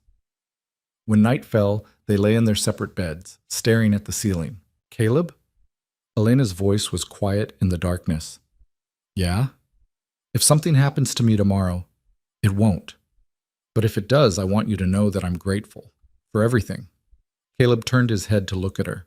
She was just a silhouette in the dim light from the window. Nothing's going to happen to you. I won't let it. You can't promise that. Watch me. Elena was quiet for a long moment, then softly. Okay. They slept fitfully, both of them waking at every sound. When the first light of dawn crept through the window, they were already awake. They dressed in silence and gathered their weapons.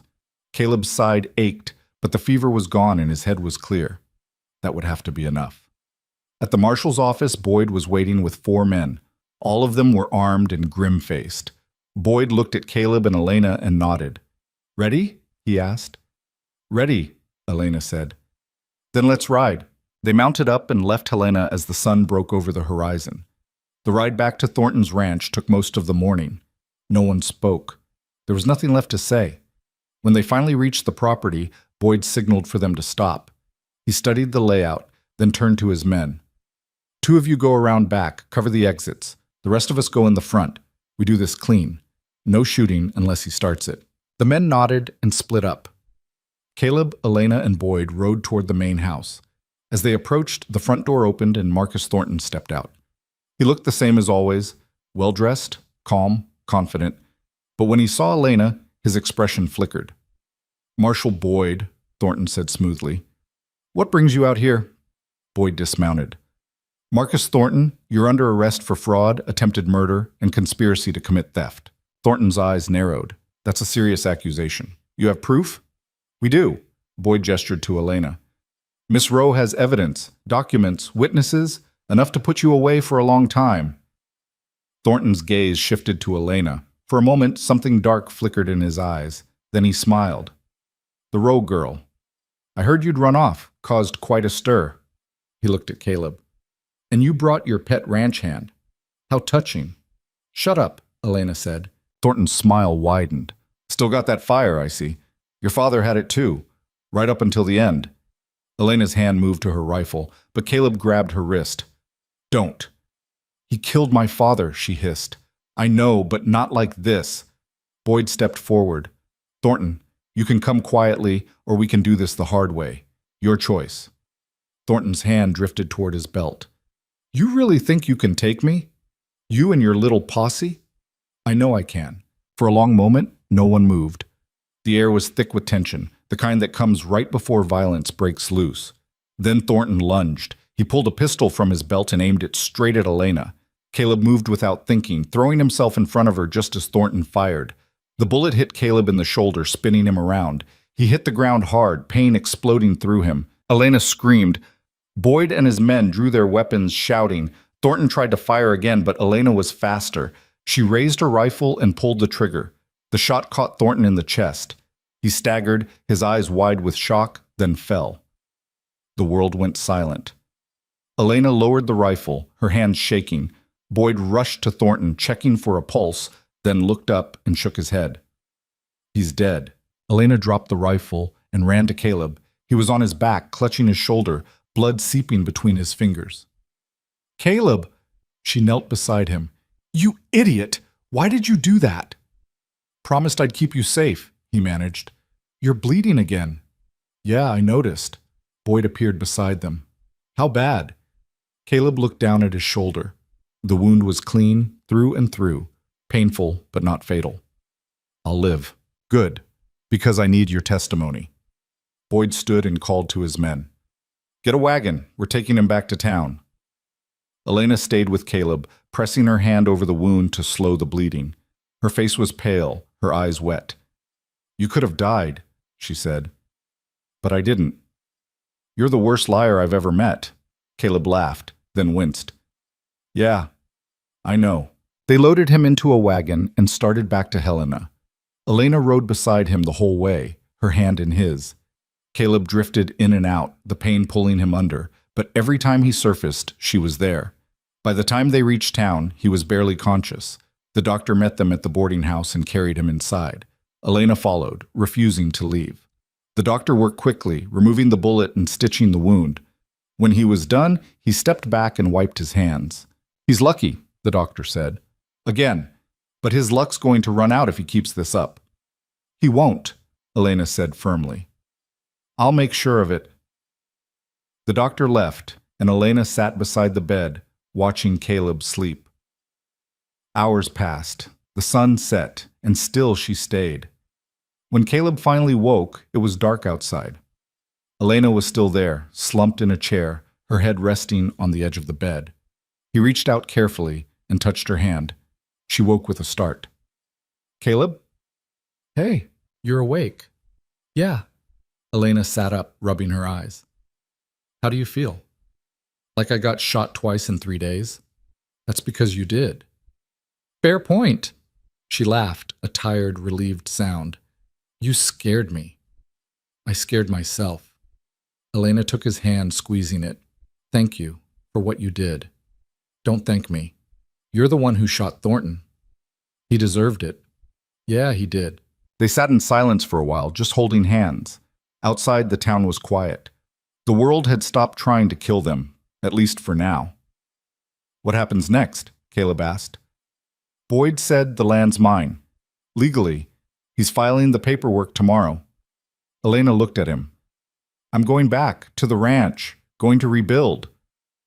Good. You could come with me, if you wanted. Caleb studied her face. You offering me a job? I'm offering you a partnership. That's so. Yeah, I figure I owe you that much. Caleb smiled. I'll think about it. Don't think too long. Why's that?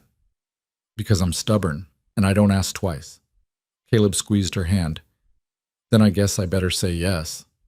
Elena's face lit up, and for the first time since he'd met her, she looked truly happy. Good, because I wasn't taking no for an answer anyway.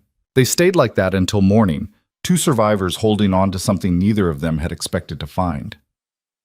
Hope. And maybe, just maybe, a future. The doctor made Caleb stay in bed for 5 days. 5 days of lying still while his body knitted itself back together. 5 days of Elena bringing him meals and changing his bandages. 5 days of watching the world through a single window while his mind itched to be anywhere else. On the 6th day, he got up. Elena found him standing by the window, dressed and testing his weight on both legs. She stopped in the doorway, a tray of food in her hands. What do you think you're doing? She asked. Standing. The doctor said, I know what he said, but I'm not spending another day in this bed. Caleb turned to face her. His shoulder was stiff and his side still ached, but he could move. That was enough. We've got work to do. Elena set the tray on the small table. Work can wait until you're healed. No, it can't. He crossed the room slowly, each step deliberate. Thornton's men are still out there. His operation doesn't just disappear because he's dead. Someone needs to make sure his holdings get sorted properly, and that means going through his ranch. Boyd's handling that. Boyd's one man with a territory the size of half of Montana. He needs help. Caleb reached for his coat. And you need to know what Thornton had on your land. Maps, surveys, anything that proves what he was after. Elena's expression tightened. You're not well enough. I'm well enough to ride. Barely. Then barely will have to do. She stared at him, frustration and worry warring in her eyes. Finally, she shook her head. You're impossible. So I've been told. Elena picked up the tray and shoved it toward him. Fine. But you eat first, and if you fall off your horse, I'm leaving you in the dirt. Deal. They ate together in silence, the kind that came from knowing each other well enough not to need words. When they finished, Elena gathered their things while Caleb moved through a series of careful stretches, testing his range of motion. His shoulder screamed in protest, but it held. Downstairs, Marshal Boyd was waiting with two of his men. He looked up when Caleb and Elena descended, his expression skeptical. You sure you're up for this? Boyd asked. I'm sure. Because if you slow us down, I won't. Boyd studied him for another moment, then nodded. All right, we ride out in 10 minutes. Miss Rowe, you coming? Try stopping me, Elena said. They mounted up in the street, drawing curious looks from townspeople. Word had spread about what happened at Thornton's ranch. The story had grown in the telling, the way stories always did. Some versions had Thornton pulling two guns. Others had him threatening to burn the whole territory down before he'd surrender. The truth was quieter, uglier, but no less final. The ride to Thornton's property took less time than Caleb remembered. Maybe because he wasn't bleeding. Maybe because the weight of being hunted had lifted. Either way, they made good time, reaching the ranch just past midday. The place looked different in daylight, smaller somehow, less menacing. The main house still stood, 2 stories of timber and stolen ambition. The barn where Caleb had first found Elena loomed off to the side. Thornton's men were gone, scattered after their boss died, looking for work elsewhere or hiding from whatever consequences might follow. Boyd dismounted and gestured for his men to spread out. Check the outbuildings, look for anything that might tell us where his money went, who he was paying off, what deals he had running. The men moved off. Elena and Caleb followed Boyd into the main house. Inside, the air was stale and heavy. Dust hung in the shafts of light coming through the windows. Thornton's office was on the first floor, a room dominated by a heavy oak desk and walls lined with ledgers. Boyd went straight for the desk, pulling open drawers and rifling through papers. Elena moved to the ledgers, running her fingers along the spines. What are we looking for? Anything that connects him to your father's death, Boyd said. Receipts, correspondence, records of payments to hired guns. Thornton was smart, but men like him always leave a trail. Caleb walked the perimeter of the room, his eyes scanning. There was a safe in the corner, door hanging open, empty. Either Thornton had cleaned it out before the confrontation, or someone had gotten to it after. On the wall above the desk hung a map of the territory, marked with pins and notations in Thornton's handwriting. Here, Caleb said, pointing. He was tracking properties, marking which ones he wanted, which ones he'd acquired. Elena came to stand beside him. Her father's ranch was circled in red, the word priority scrawled beside it. Seeing it there, reduced to a target on a dead man's map, made her jaw tighten. He wanted it for 2 years, she said quietly. My father told me Thornton made his first offer when my mother was still alive.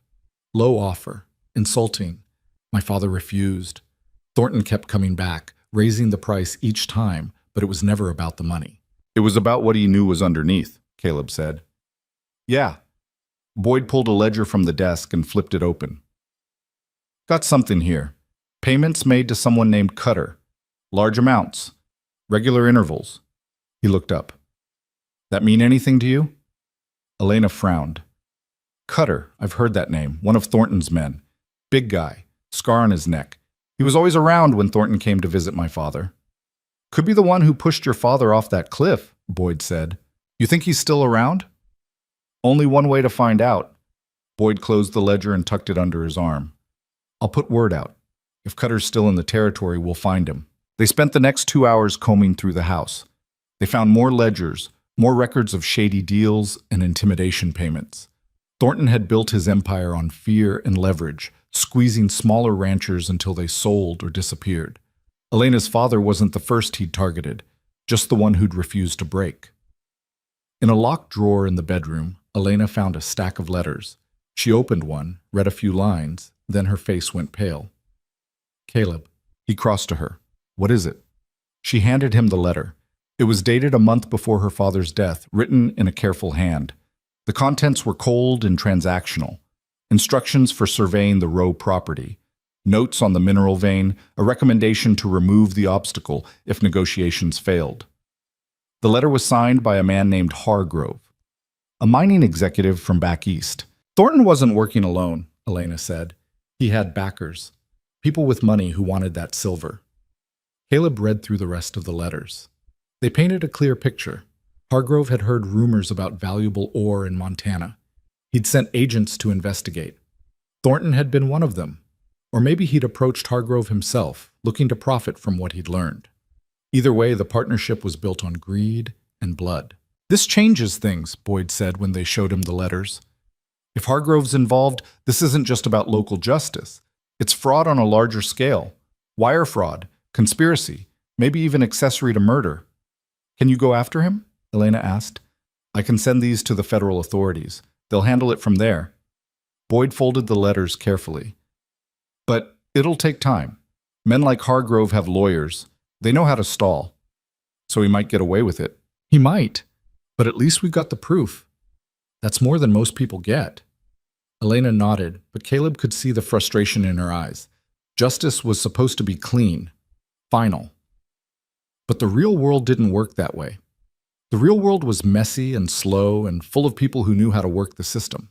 They left the house and regrouped with Boyd's men. One of them had found a stash of weapons in the barn, rifles, pistols, enough ammunition to outfit a small army. Another had uncovered financial records showing Thornton owed money to half the businesses in Helena. The man had been living on borrowed time and borrowed credit, gambling everything on the silver beneath Elena's land. He was desperate, Boyd said. That makes sense now. He knew if he didn't get that mine operating soon, his whole operation would collapse. And my father was the only thing standing in his way, Elena said. Yeah.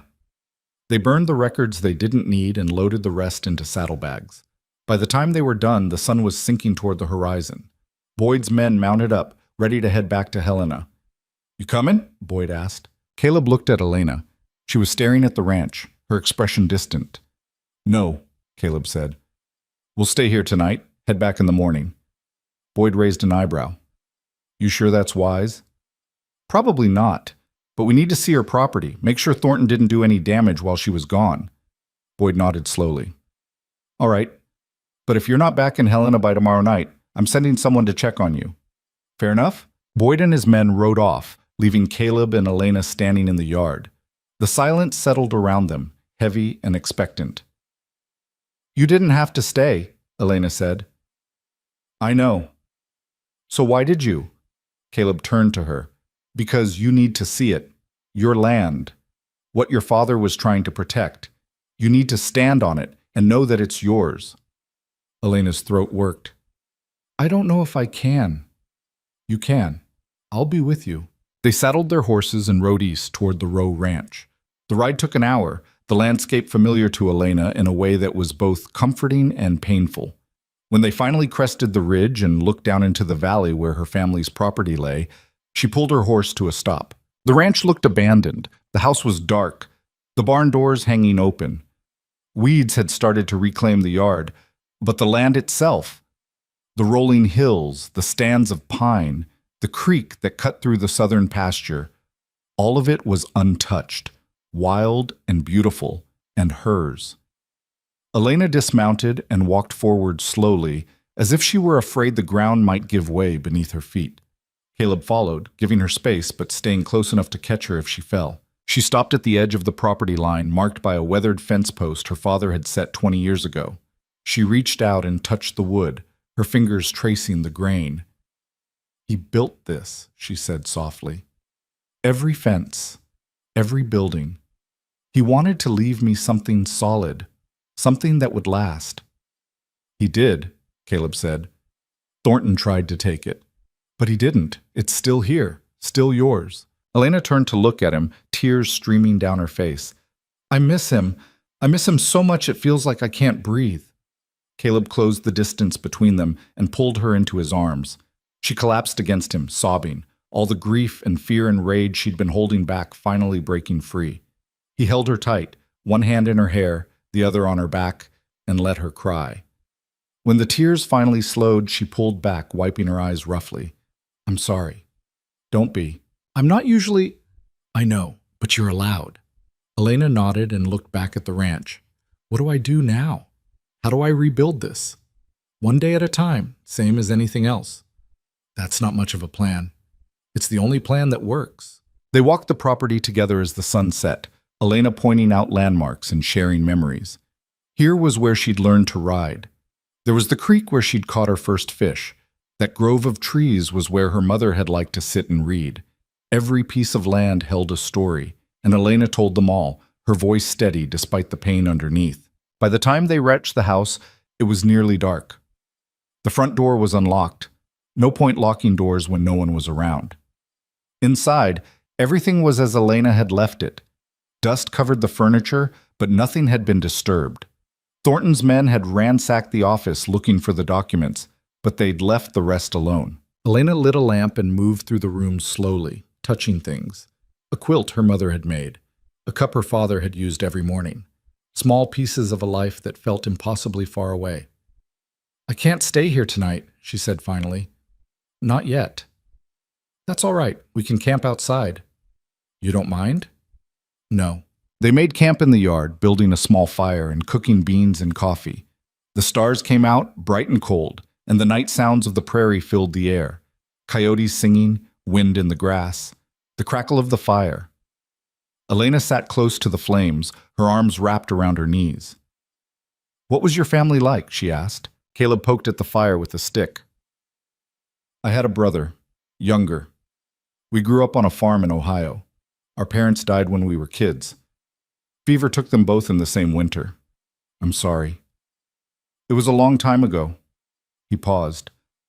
"My brother and I tried to keep the farm running, but we were too young, lost it to debt. After that, we drifted. Took work where we could find it. Then the war came." "Did he fight?" "Yeah, we both did. Different regiments." Caleb's voice went quiet. "He died at Shiloh. Took a bullet in the first hour of fighting. I didn't even know until 3 days later when someone from his company found me." Elena reached out and took his hand. "I'm sorry." "Me too." They sat in silence for a while, the fire burning down to embers. Finally, Elena spoke again. "What made you come to Montana?" "Needed to get away from the places that reminded me of him. Figured I'd start over somewhere no one knew me, somewhere I could forget." "Did it work?" "For a while. And then you heard me scream." "Yeah." Elena squeezed his hand. "I'm glad you did." "Me too." She leaned her head on his shoulder, and they stayed like that until the fire died and the cold drove them to their bedrolls. They slept side by side under the stars, and for the first time in weeks, neither of them had nightmares. Morning came with frost on the ground and a sky so clear it hurt to look at. They ate a quick breakfast and rode back to Helena, arriving just before noon. Boyd was waiting at his office, and he looked up when they walked in. "Glad you made it back," he said. "I was starting to worry." "We're fine," Elena said. "What's the news?" Boyd gestured to a stack of papers on his desk. "Got a telegram from the federal marshal in Denver. They're opening an investigation into Hargrove. Could take months, maybe longer, but they're taking it seriously." "What about Cutter?" Caleb asked. "No sign of him yet, but I've got people looking." Boyd leaned back in his chair. "In the meantime, Miss Rowe, your land is officially yours. The deed's been filed, and there's no legal challenge. You're free to do whatever you want with it." Elena let out a breath she didn't know she'd been holding. "Thank you." "Don't thank me. You did the hard part." Boyd stood and extended his hand. "You're a brave woman, Miss Rowe. Your father would be proud." Elena shook his hand, her eyes bright. "I hope so." They left the office and walked back to the boarding house. Elena was quiet, her mind clearly elsewhere. When they reached her room, she turned to Caleb. "I'm going back to the ranch tomorrow," she said.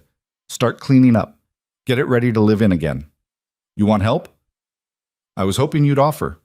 Caleb smiled. "Then I guess I'm coming with you." "What about your place?"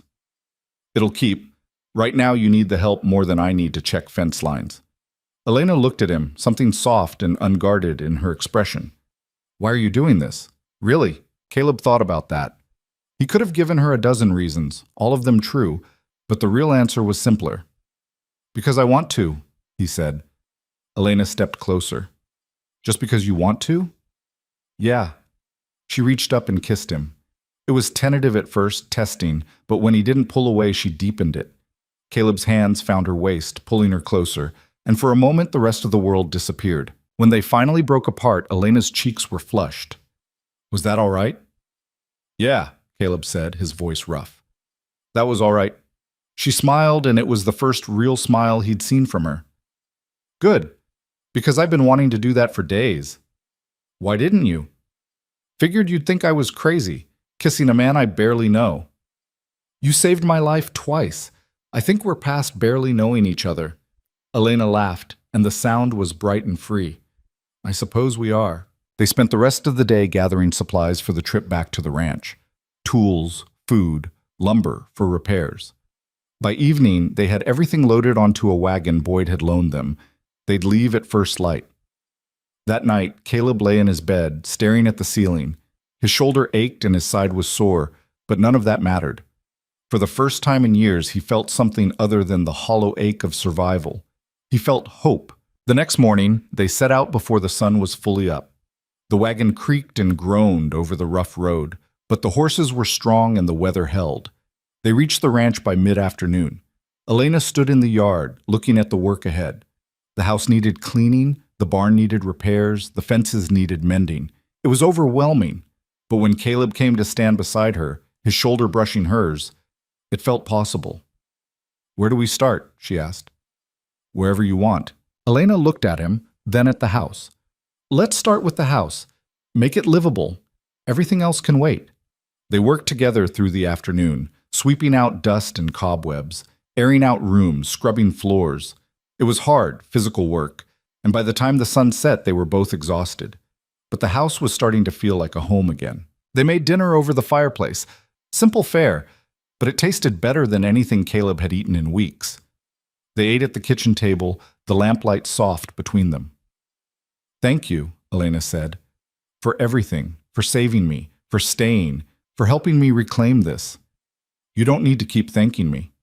I know, but I want to. Caleb set down his fork. Elena, I need to tell you something. What? I'm not good at this. At staying. At building something. I've spent the last 10 years running from things, and I don't know how to stop. Elena reached across the table and took his hand. Then we'll figure it out together, one day at a time, remember? Caleb looked at her, this woman who'd survived everything the world had thrown at her and come out stronger. Who'd faced down killers and corruption and grief and refused to break. Who was offering him a chance at something he'd thought was lost forever. Yeah, he said, one day at a time. Over the following weeks, they fell into a rhythm. Mornings were for repairs, mending the barn roof, fixing broken fence posts, clearing brush. Afternoons were for the livestock Elena started bringing back, a few cattle, some chickens, a pair of horses. Evenings were for sitting on the porch, watching the sun set over land that was finally, truly hers. Boyd sent word that they'd found Cutter. He'd been arrested trying to cross into Canada and was being brought back to stand trial for Jacob Rowe's murder. The evidence was circumstantial, but combined with Thornton's ledgers and witness testimony, it would likely be enough. Elena took the news quietly. It wouldn't bring her father back. But it was something. A small measure of justice in a world that rarely offered it. The mine on her property remained untouched. Elena had no interest in digging it up. The silver could stay where it was, buried and forgotten. Her father had wanted to build a ranch, not a fortune, and she would honor that. One evening, as they sat on the porch with coffee, Elena looked at Caleb. Do you ever think about leaving, going back to your place? Sometimes. And then I remember I like it here better. Elena smiled. Good, because I'm not letting you go that easily. Caleb leaned back in his chair. You ever think about what comes next, after the ranch is fixed up? Sometimes. I figure we keep building, maybe expand the herd, plant some crops, see where it takes us. We? Yeah, we. Elena looked at him. Unless you have other plans. No other plans. She reached out and took his hand, lacing their fingers together. They sat like that as the stars came out. Two people who'd been broken by the world and were slowly putting themselves back together. It wasn't perfect. They argued about how to fix the barn. They disagreed on which cattle to buy. They had moments of doubt and frustration and fear that the good they'd found wouldn't last. But they kept going, one day at a time, building something that was theirs. And slowly, against all odds, it started to feel like home. Winter came early that year, sweeping down from the mountains with a cold that settled deep in your bones. The first snow fell in late October, dusting the hills white and turning the morning air sharp enough to sting. Caleb woke to find frost on the inside of the windows, and Elena already up, stoking the fire in the kitchen. "Sleep all right?" she asked, without turning around. "Well enough." He pulled on his boots and joined her by the stove. "You?" "Same." It was a lie, and they both knew it. Elena still woke some nights gasping, trapped in dreams where her father was falling and she couldn't reach him. Caleb had his own demons, the faces of men he'd killed, the brother he'd lost, the years he'd spent drifting with no direction. But they didn't talk about it much. Some wounds ran too deep for words. Instead, they worked. The ranch demanded constant attention. Fence lines broke in the cold. Livestock needed feeding. The roof leaked in 3 places, and no matter how many times Caleb patched it, the water found new ways through. But slowly, inch by inch, the place started to come together. By mid-November, they'd rebuilt the barn door, replaced half the fence posts on the eastern pasture, and brought the herd up to 30 head of cattle. It wasn't much compared to the big operations, but it was a start. Elena kept meticulous records, tracking every expense, every sale, every decision. She ran the ranch the way her father had taught her, with care and stubborn determination. Caleb found himself falling into the rhythm of it. The early mornings, the hard work, the quiet evenings. It was a different kind of life than he'd known, and he wasn't sure he was built for it. But every time he thought about leaving, about saddling Ash and riding back to his own place, he looked at Elena and the thought died before it could take root. One evening in late November, as they sat by the fire after dinner, Elena set down the ledger she'd been studying and looked at him. "We need to talk about something," she said. Caleb looked up from the harness he'd been mending. "What?" "Money. We're running low." "How low?" "Low enough that if we have a hard winter, we might not make it to spring." Caleb set the harness aside. "What do you want to do?" Elena stood and walked to the window, looking out at the snow-covered land. "I've been thinking about the mine, the silver. I thought you wanted to leave it alone." "I did. I do. But I also need to keep this ranch running, and cattle prices are down. If we could extract even a small amount of ore, enough to get us through the winter." "No." Elena turned to him. "Why not?" "Because that mine is what got your father killed. You start digging it up, you're inviting the same trouble back. Thornton's dead. Hargrove's being investigated. Who's left to cause trouble? There's always someone." Caleb stood and crossed to her. "The moment you start pulling silver out of the ground, word gets out. People start asking questions, looking for ways to profit. You think Thornton was the only greedy man in Montana?" Elena's jaw tightened. "So what, I just let it sit there? Let my father's discovery go to waste while I struggle to keep this place afloat? If that's what it takes to keep you alive, yes. That's not your decision to make." "No, it's not. But I'm asking you to think about it. Really think about it." Elena turned away, her hands clenched into fists. "I am thinking about it. I'm thinking about how hard my father worked to build something here. I'm thinking about how he found that vein and knew it could change everything. And I'm thinking about how he died before he could see it through. He died because someone wanted it more than he did. And I'm supposed to just let them win?" Caleb caught her arm, turning her to face him. "Your father didn't care about the silver. He cared about this land, about building a life here. If you dig up that mine, you're turning this place into exactly what Thornton wanted, a source of profit instead of a home." Elena's eyes were wet, but she didn't look away. "What if I need both? What if I need the money to keep the home?" Caleb didn't have an answer for that. The truth was, she was right. Money was running low and winter was going to be hard. But opening that mine felt like opening a door they'd never be able to close. "Give it until spring," he said finally. "If we're still struggling then, we'll talk about it again. But right now we've got enough to get by. Let's focus on that." Elena studied his face, then nodded slowly. "All right, until spring." She pulled away and walked back to the fire, sitting down with the ledger again. Caleb watched her for a moment, then returned to mending the harness. The conversation hung between them, unfinished and uneasy. December brought heavier snow and temperatures that dropped below zero. Caleb and Elena worked in shifts, one of them always tending the livestock, breaking ice on the water troughs, making sure the cattle didn't freeze. It was brutal, exhausting work, and more than once Caleb wondered if they'd make it through. But they did, one day at a time. Word came from Helena just before Christmas. Marshal Boyd sent a rider with a letter. Cutter had been tried and convicted of Jacob Rowe's murder. He'd been sentenced to hang. The execution was set for January. Elena read the letter twice, then folded it carefully and set it on the table. "You all right?" Caleb asked. "I don't know."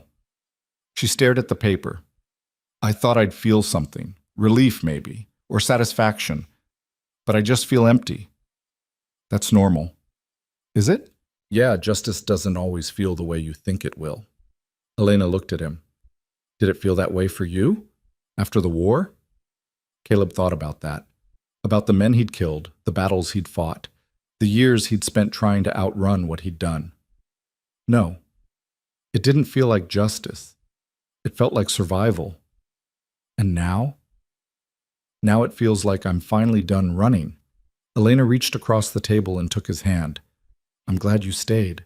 "Me too." They spent Christmas quietly, just the two of them. Elena made a stew from salt pork and vegetables, and Caleb surprised her with a gift. A new bridle he'd been working on in secret, tooled leather with her initials carved into it. She cried when she saw it, then kissed him and said it was the best gift she'd ever received. Caleb didn't have the words to tell her what she'd given him. A reason to stop drifting, a place to belong, a future that didn't look like the past. So he just held her and hoped she understood. January came with a cold snap that killed 2 of their cattle. Elena took it hard, blaming herself for not bringing them closer to the barn. Caleb tried to tell her it wasn't her fault, that sometimes animals died no matter what you did, but she wouldn't listen. She threw herself into the work with a ferocity that worried him, pushing herself until she was exhausted, then pushing harder. One night, Caleb found her in the barn, sitting in the straw beside a sick calf. She'd been there for hours, trying to warm the animal, trying to keep it alive. But the calf was fading, its breathing shallow and labored. Caleb knelt beside her. "Elena." "I can save it," she said. "I just need more time." "Elena, look at me." She turned and he saw the exhaustion in her eyes. The desperation. "You can't save everything," he said gently. "Sometimes things die and there's nothing you can do about it." "I can try."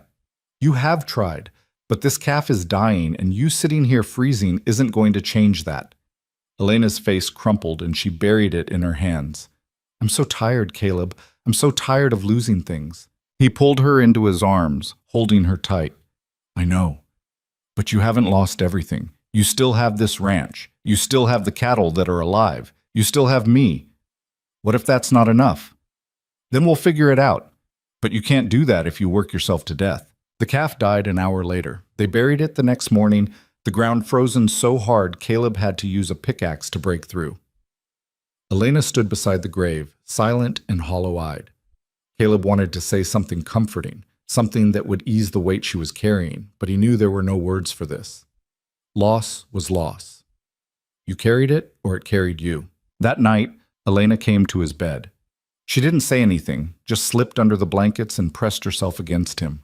Caleb held her, feeling the tremor in her body, the way she clung to him like he was the only solid thing in a world that kept shifting. "I'm scared," she whispered. "I know. What if we don't make it? What if I lose the ranch? What if—" "We'll make it." He tightened his arms around her. "I don't know how, but we will." She was quiet for a long time. Then, softly, "I love you." The words hung in the air, raw and vulnerable. Caleb's chest tightened. He'd never been good at this, at letting people in. But Elena had slipped past his defenses without even trying, and now here she was, offering him something he didn't think he deserved. "I love you too," he said. Elena lifted her head, her eyes searching his face. Then she kissed him, slow and deep, and for a while the cold and the fear and the weight of everything they were carrying didn't matter. February brought a thaw, and with it, hope. The snow melted, the ice broke, and the land started to wake up. Caleb and Elena worked to repair the damage winter had done, fixing fences, checking the herd, preparing for spring. The work was hard, but it felt different now, like they were building towards something instead of just surviving. One morning, a rider came up the road. Caleb was in the barn, and Elena was in the house. She came out when she heard the horse, wiping her hands on her apron. The rider was a young man, maybe 20, with a letter in his hand. "Miss Rowe? That's me. Got a letter for you, from Denver." Elena took it, frowning. "Thank you." The rider tipped his hat and rode off. Elena opened the letter and read it, her expression shifting from confusion to shock. "Caleb!" she called. He came out of the barn, concern tightening his chest. "What is it?" She handed him the letter. "Hargrove's been arrested. The federal investigation found evidence of fraud, conspiracy, and bribery. He's going to trial." Caleb scanned the letter. It was from the federal marshal, detailing the charges and thanking Elena for her cooperation. At the bottom was a note. The government was seizing Hargrove's assets, including the contracts he'd signed with Thornton. Any claim he'd had to the Rowe property was void. "It's over," Elena said, her voice shaking. "It's really over." Caleb looked at her, saw the disbelief and relief warring in her eyes. "Yeah, it is." She laughed, a wild, breathless sound, and threw her arms around him. Caleb held her, feeling the tension drain out of her body. For the first time since he'd met her, she felt light. "We did it," she said. "We actually did it." "You did it? This was your fight?" "No. It was ours." She pulled back to look at him. "I couldn't have done this without you." "Sure you could have." "No, I couldn't." She cupped his face in her hands. "You saved my life, Caleb, more than once. And you stayed when you didn't have to. You built this with me. That matters." Caleb covered her hands with his. "Then I guess we're even, because you saved me too." That night, they celebrated with the last bottle of whiskey Elena's father had kept in the house. They sat on the porch, passing the bottle back and forth, watching the stars come out. The air was still cold, but spring was coming. You could feel it in the wind. "What do you want to do now?" Caleb asked. Elena took a sip of whiskey and handed it back. "I want to build this place into something my father would be proud of. I want to run cattle, maybe grow some crops. I want to make it a home." "Sounds like a good plan." "And I want you here, with me, for all of it." Caleb looked at her, this woman who'd been through hell and come out fighting, who'd lost everything and refused to stay down, who'd somehow decided he was worth keeping. "I'm not going anywhere," he said. "Promise?" "Promise." Elena smiled and leaned her head on his shoulder. "Good, because I'm holding you to that." Spring came in full force by late March, turning the hills green and filling the air with the smell of new grass. Caleb and Elena threw themselves into the work, planting a small garden, expanding the herd, making repairs they'd put off through the winter. The ranch started to feel less like a battleground and more like a home. In April, they rode into Helena to buy supplies. The town was busy, full of people preparing for the season ahead. As they walked down the main street, Caleb noticed people nodding to Elena, tipping their hats. Word had spread about what she'd done, standing up to Thornton, bringing down Hargrove, reclaiming her father's land. She'd become something of a legend, though she didn't seem to notice. At the general store, they ran into Marshal Boyd. He shook their hands and asked how the ranch was doing. "Better," Elena said. "We made it through the winter." "Glad to hear it." Boyd's expression turned serious. "I wanted you to know, Cutter was hanged last month, died without saying much. But it's done." Elena nodded. "Thank you for telling me." Boyd tipped his hat and left. Caleb looked at Elena. "You all right?" "Yeah, I keep thinking about my father. How he never got to see any of this. The ranch surviving, Thornton and Hargrove getting what they deserved, me finally being free of it all." "He knows," Caleb said. "Wherever he is, he knows." Elena blinked back tears. "You think so?" "I know so." They finished their shopping and headed back to the ranch. On the ride home, Elena was quiet, lost in thought. When they finally reached the property, she pulled her horse to a stop and looked out over the land. "I want to get married," she said suddenly. Caleb turned to her, startled. "What?" "I want to get married. You and me. I want to make this official. Elena, I know it's fast. I know we've only been together a few months, but I don't care. I love you, and I want to build a life with you, not just a partnership, a real life. Caleb stared at her, his heart pounding. He'd never thought about marriage, never thought he was the kind of man who deserved it.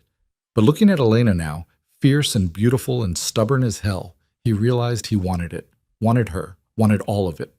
All right, he said. All right? Yeah, let's get married. Elena's face split into a grin, and she spurred her horse forward, laughing. Caleb followed, his own laughter echoing hers. They raced across the land, wild and free, and for the first time in his life, Caleb felt like he was exactly where he was supposed to be. They were married in May in the small church in Helena. Marshal Boyd stood as witness, along with a handful of townspeople who'd become friends. Elena wore a simple dress she'd sewn herself, and Caleb wore his best shirt, cleaned and pressed. It wasn't fancy, but it was real. When the preacher asked if Caleb would take Elena as his wife, he said yes without hesitation.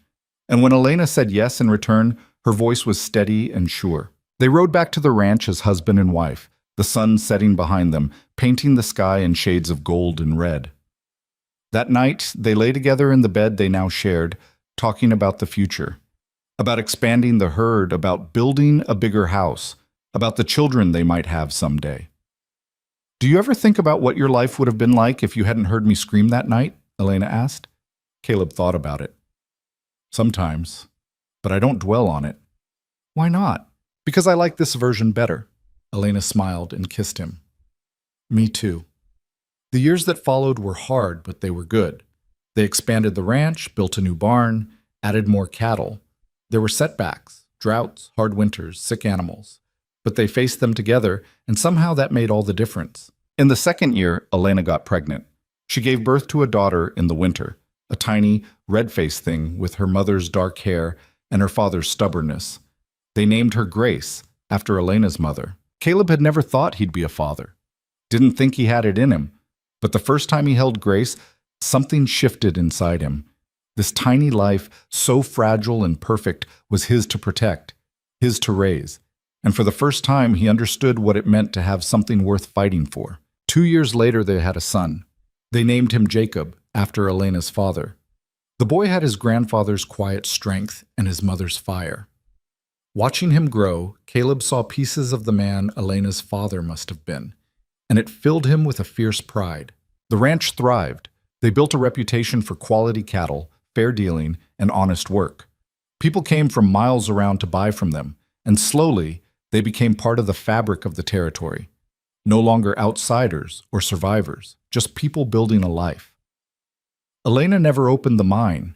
The silver stayed where it was, buried and forgotten.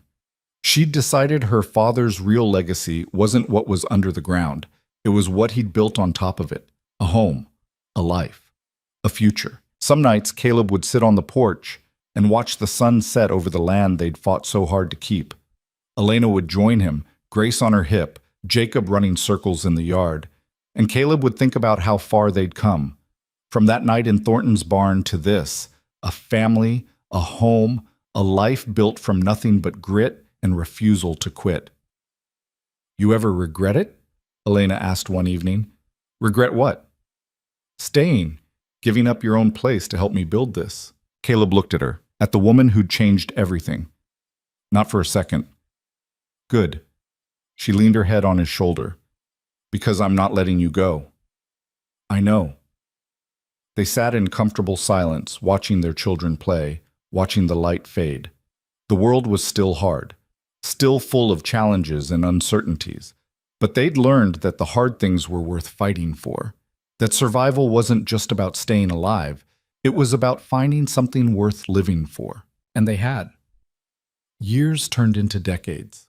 Grace grew into a strong, intelligent woman who ran the ranch with the same stubborn determination as her mother. Jacob became a skilled rancher and horseman, respected throughout the territory.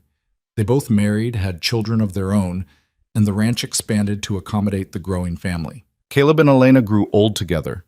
His hair went white, his hands gnarled from a lifetime of work. Elena's face lined with age, but her eyes never lost their fire. They'd walk the property together in the evenings, moving slower now, pointing out changes and memories. Here was where they'd rebuilt the barn after the fire of '85. There was the grove where Grace had learned to ride. That pasture was where Jacob had brought down his first deer. Every piece of land held a story, a life lived and built and fought for. One evening, when they were both in their 70s, they sat on the porch as they always did. The sun was setting, painting the hills in gold. Their grandchildren were playing in the yard, their laughter bright and clear. "You know what I think about sometimes?" Elena said. "What?" "That night. When you kicked down Thornton's barn door, how different things would have been if you just kept riding." Caleb thought about that. About the man he'd been before, drifting, hollow, running from a past he couldn't escape. "I don't think I'd have made it much longer. Not the way I was living. And now? Now I've got more reasons to live than I can count." Elena took his hand, her fingers thin and weathered but still strong. "I'm glad you stopped running." "Me too." They watched the sun sink below the horizon, the sky turning from gold to purple to deep blue. The stars came out, one by one, and the children's laughter faded as they were called inside for dinner. "You think we did all right?"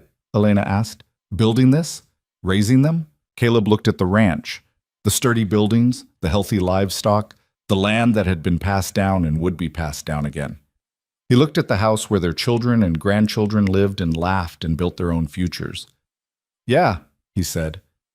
"I think we did just fine." Elena smiled and rested her head on his shoulder, the way she'd done 1,000 times before. "Good, because I wouldn't change a thing." "Neither would I." They sat there as the darkness settled, two people who'd found each other in the worst of circumstances and built something beautiful from the wreckage. They'd learned that courage wasn't the absence of fear, it was choosing to act despite it. That love wasn't about perfection, it was about showing up, day after day, even when it was hard. That home wasn't just a place, it was the people you chose to build it with, and they'd built something that would last long after they were gone. When Caleb passed away in his sleep at the age of 76, Elena held his hand and whispered that she loved him. She buried him on a hill overlooking the ranch, under a tree they'd planted together 30 years earlier. The whole territory came to pay respects. Friends, neighbors, people whose lives had been touched by the quiet, stubborn man who'd chosen to stay when he could have run. Elena lived another 5 years, long enough to see her great-grandchildren born, long enough to know the ranch was in good hands. When her time came, Grace and Jacob buried her beside Caleb, under that same tree. The headstones were simple, just their names and the years they'd lived. But the ranch they'd built, that was the real monument. It stood as proof that in the hardest places, the most broken people could find redemption. That courage and choice could rewrite destiny. That love, when it was real and hard-won, could build something stronger than fear or greed or death itself. Years later, when Grace's grandchildren asked about the people buried on the hill, she would tell them the story. About the night a stranger heard a scream and chose to act. About the woman who refused to let evil win. About 2 survivors who built a life from ashes and blood and stubborn hope. And the children would listen, wide-eyed, because every family needs a story to tell, a foundation to build on, a reminder that no matter how dark things get, there's always a choice. You can run, or you can stay and fight for something worth keeping. Caleb and Elena had chosen to stay, and in doing so, they'd built a legacy that would outlast them all. The ranch still stands today, passed down through generations, a testament to what 2 people can build when they refuse to give up, when they choose love over fear, when they decide that survival isn't enough, that living, really living, means putting down roots and fighting for the things that matter. It's a story of courage, of resilience, of ordinary people doing extraordinary things simply because they had to.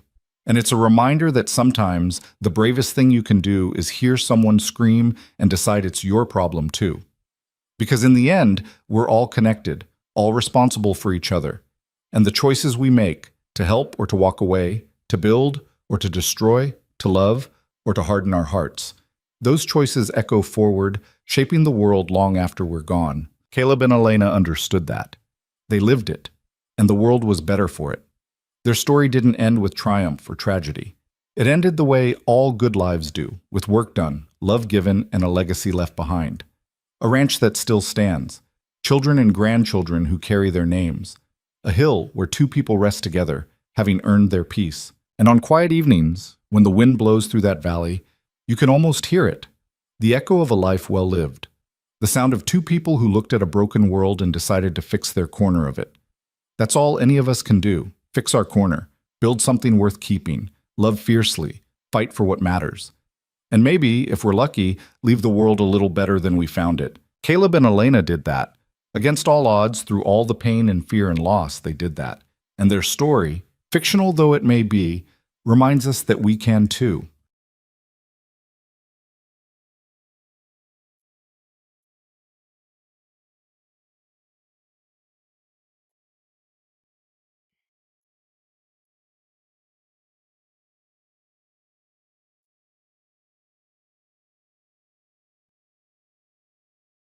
Wait, I already went to 32, so now we're on 33. Welcome back, May.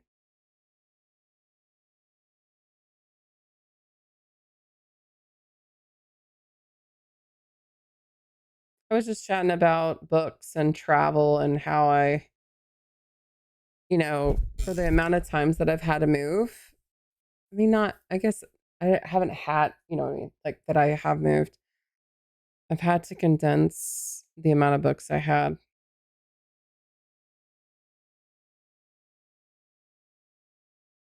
And Cranston was mentioning that Sony had an e-reader that was released during that time. Well, when I did my first international move to Istanbul. Excuse me.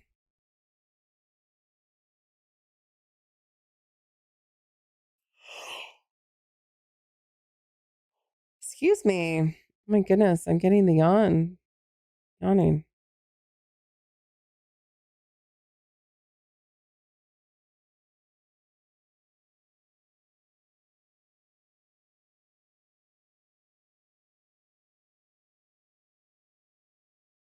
should not be tired yet. Rude body. But if I'm tired, honestly, that's not a bad sign. It's actually really good. It means my sleep schedule is back on track. I mean, it's been on track, I'll be real, but I had a couple of later nights, like an hour past the time I typically try to go to bed by. But I'm consistently, I've been in bed by like 1 a.m. lately.